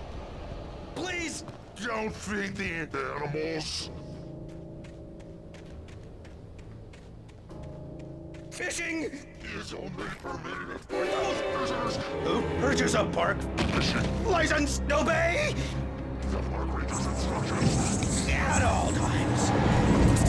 Rusty, no! Never! No approach closer than 100 yards. To bears and wolves, never approach any other. Closer than 25 yards. Pets must be leashed. Never leave your pet unattended. It is against the law to remove any natural objects or historical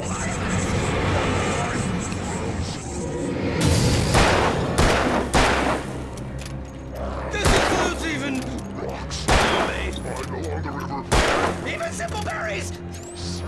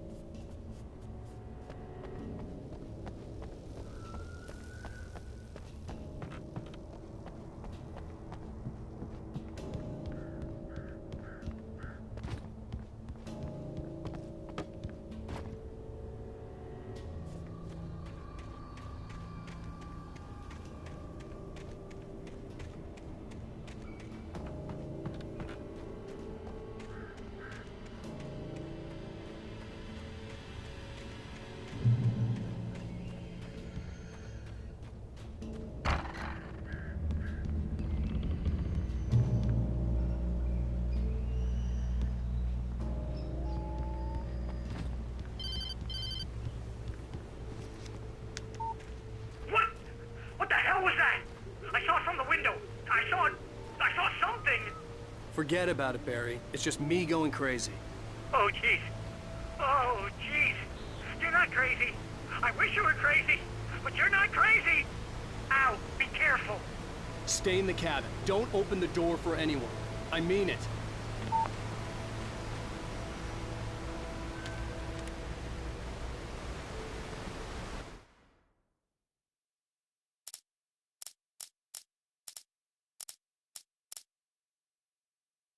The air in the visitor center was heavy with an awful smell, as if some rotten drowned thing had crawled up from its grave. Rusty kept coughing blood. My eyes were drawn to the twisted shape of his broken leg. The attack had been vicious. Max whined in his cage. Rusty's eyes were wild with fear and terror. He gasped. "Mr. Wake, it happened just the way it was on that page." The visitor center was sturdy, but the impact turned the front of the building into splinters. Rusty was thrown across the lobby like a rag doll and hit the far wall hard. It didn't hurt until he tried to move and saw his leg bend the wrong way, felt the broken ribs stabbing him on the inside. Rusty howled in pain and fear, suddenly afraid to die alone. At the last instant, I changed direction and threw myself down. The axe splintered the trunk of a tree. I stumbled into the pool of bright light. My lungs burned. I was too exhausted to move. I tensed as I waited for the killing blow, but it never came. I raised my head. Nothing moved in the darkness beyond. For the moment, bathed in the cold light, I was safe. In that last instant of consciousness, Rusty thought about Rose. He was older than she was. Rose was barely out of her teens, but she made him feel young and forget what a train wreck his long-dead marriage had been. He still wore the ring. He'd been waiting for her to tell him to take it off. Now she never would.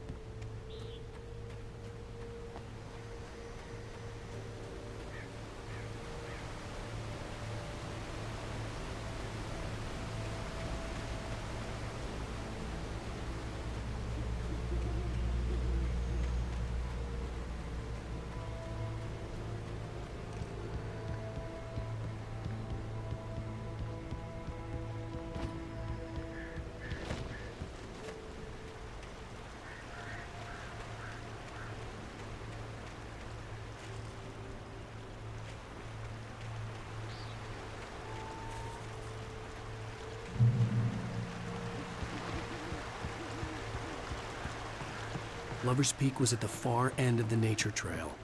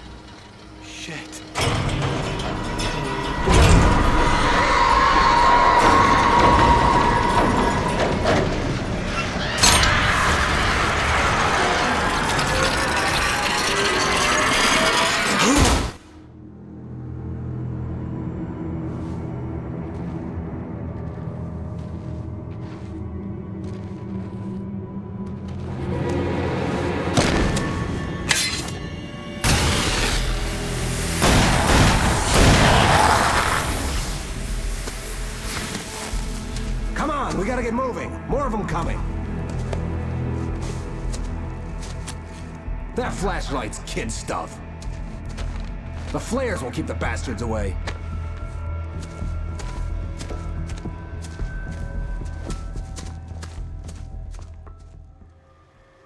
You can see them too? Hell, of course I see them. Come on, we gotta move. Why? Because that's the way the story goes. Yeah, but... Let's move! I lost my gun back there. Oh, I've got a gun. Just keep that light steady on him. It took a moment, but then I recognized him. He'd been on the ferry when I first arrived here with Alice. He knew my name.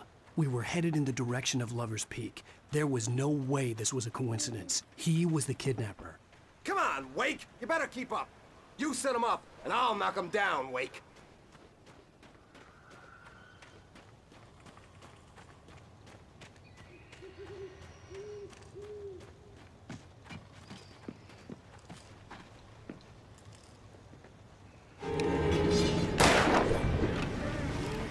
What I got for you?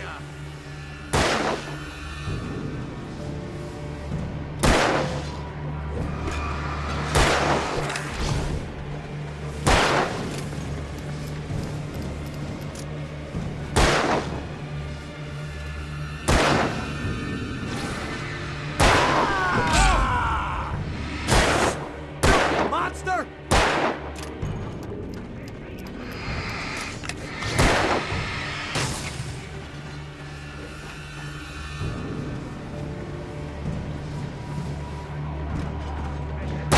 Fighting me!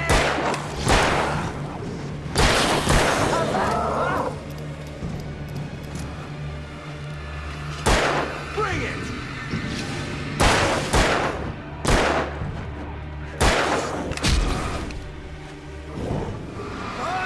That's how you want to play it!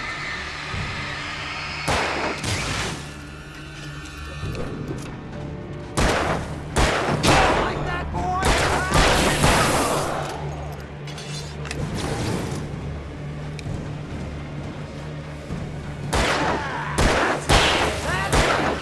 Just be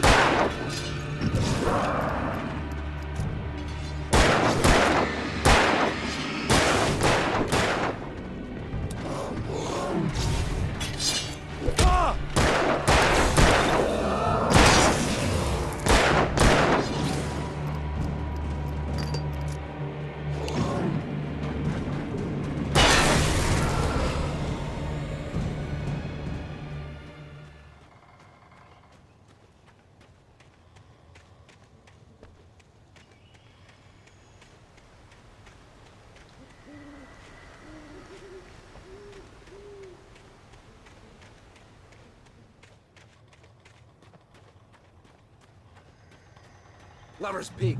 Right up these stairs, Wake. Use the flares from the emergency box to hold them off while I get these boards off. Give me the gun. Yeah, no can do, Wake.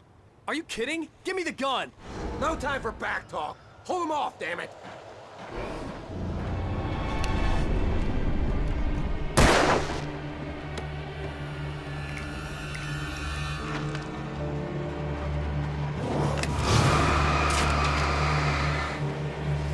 Just a little longer. Scare them off.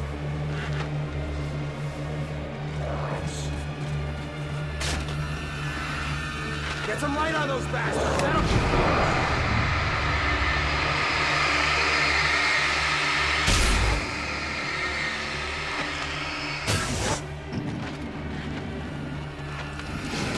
Just a little longer. I almost got it. Okay, it's open. Move it or lose it.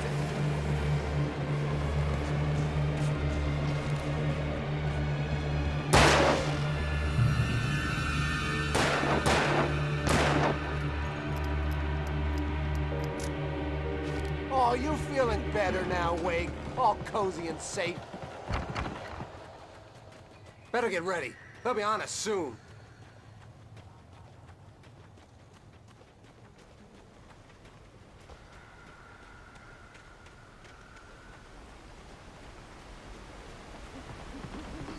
This is it, Wake. The last stand. There's more flares here. Get ready. We fight them as long as they keep coming. Give me the goddamn gun! They're coming! That's not how this goes. Get with the program, Wake.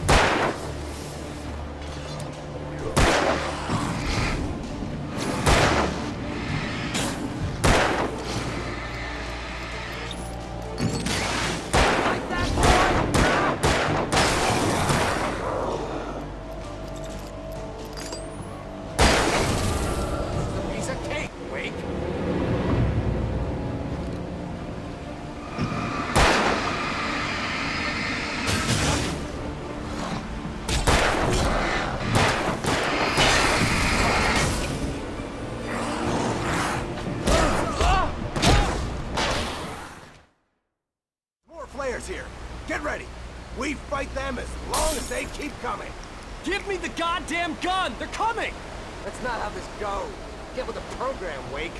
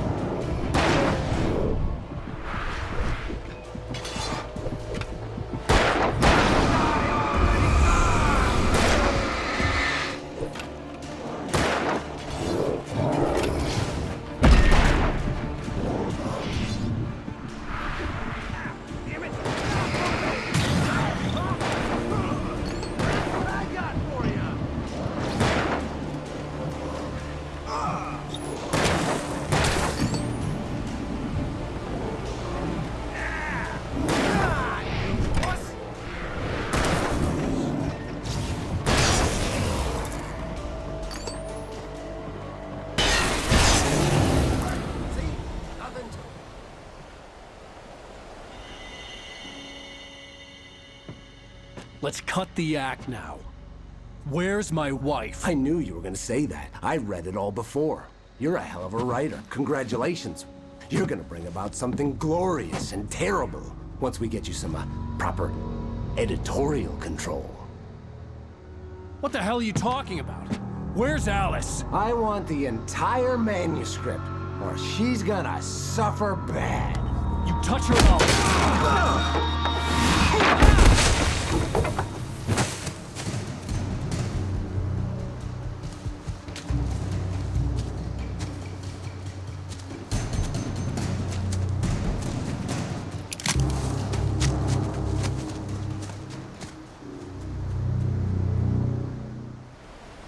You're gonna give me the manuscript or you'll be sorry. No! Come back here! I swear I'll kill you if you hurt Alice! Do you hear me? Come back here! He had Alice, and he wanted the manuscript because he thought it held some magical power. But I had no manuscript to give him. I had to get back to Barry and figure out my next move.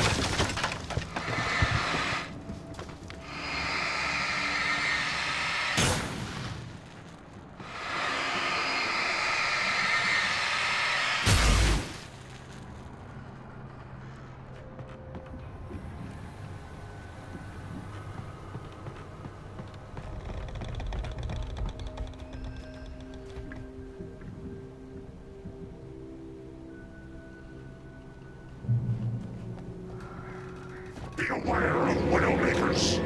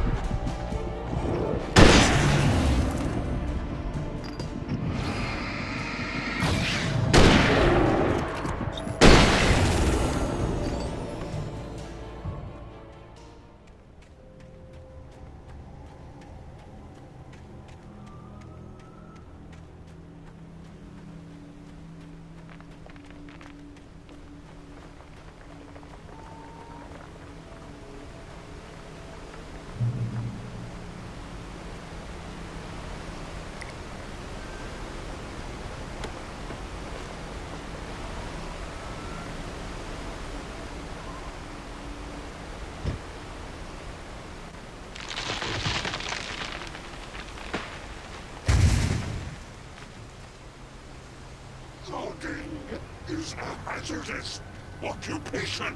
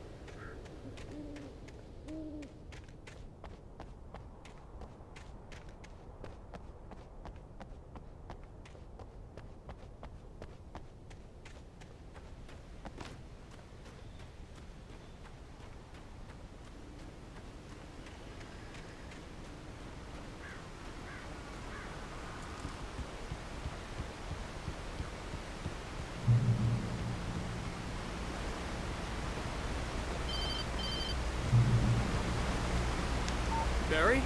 Ow! The porch is covered with birds. They've got old Hitchcock on me. Stay out of sight. I'm on my way. Don't open the door. What, am I crazy? Stay hidden. I'll be there soon. Just make sure you keep the lights on.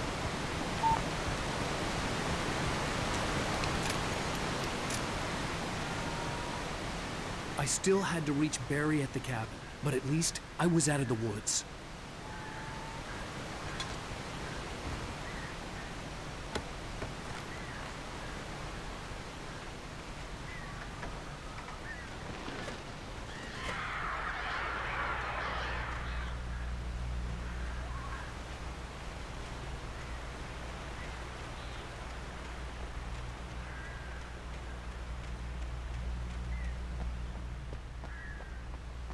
I'd have to get the car from the locked garage. It would get me back to Barry faster, and the headlights were a welcome bonus.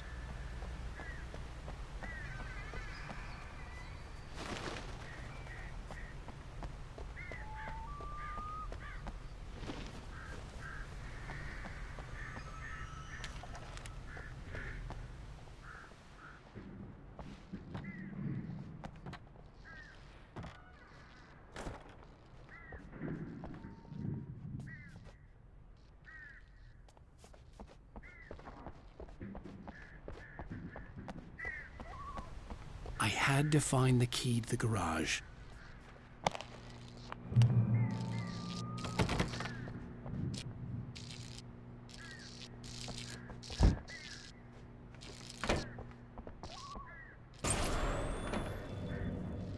A story is not a machine that does what you tell it. A story is a beast with a life of its own.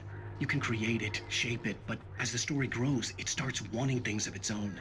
Change one thing and you set off a chain reaction of events that spreads through the whole thing. The characters have to be true to themselves. The events need to follow a logic that fits the story. A single flaw and the magic is gone. The story dies. Alice dies.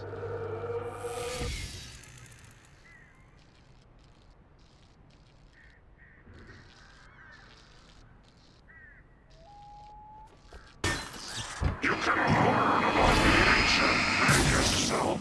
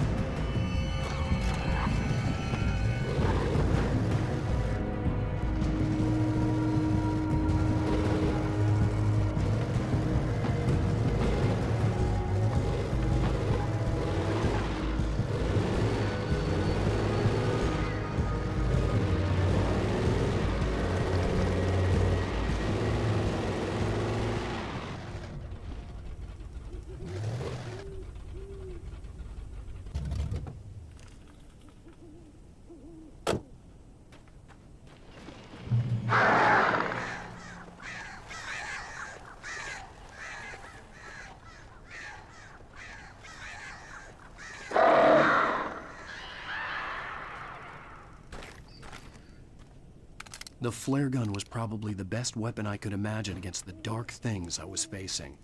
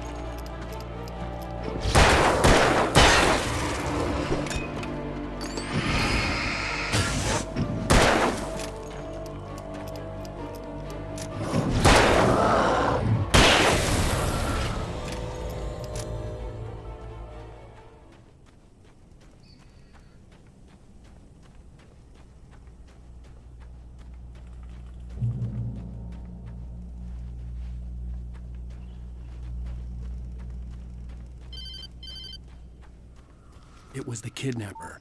You son of a bitch! Where's my wife? Enough horseplay, Wake. You deliver the manuscript, and you can have your woman back. Simple as that. I don't... Listen.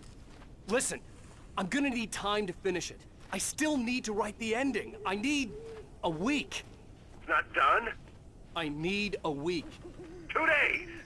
The old Bright Falls coal mine is nearby. You can find it easy, city boy. The main building, there at noon. You bring the manuscript, you'll get your wife. If not, well, get me? Yes, I get you.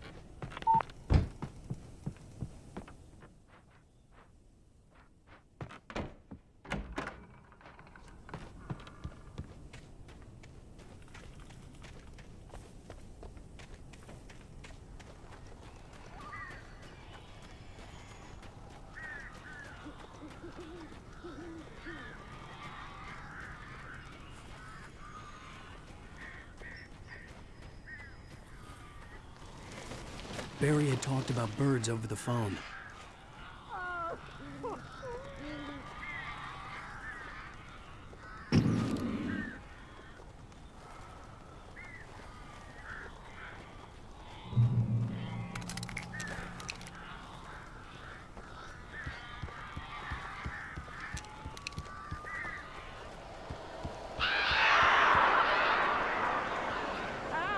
Al, I am so glad you're here. A couple of them got in here before I blocked the chimney. This isn't normal. These birds are weird.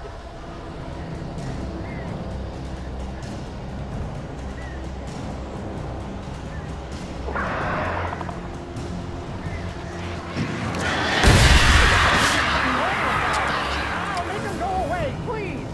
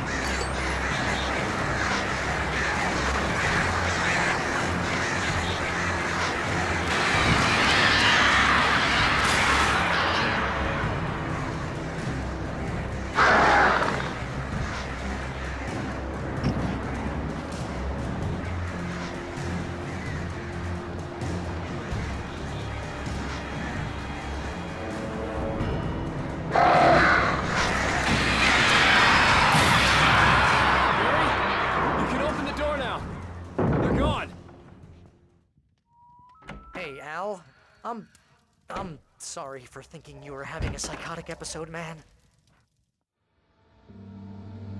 I sent Barry to the town to ask around about a man fitting the kidnapper's description.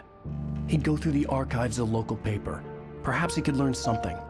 Anything about the island and the cabin that had disappeared. The man wanted a manuscript.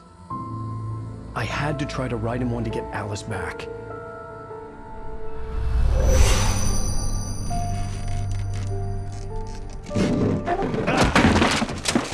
For me, the supernatural had always been nothing but a metaphor for the human psyche, a tool to use in writing fiction. Now, it was happening for real, and I couldn't put a single word on paper.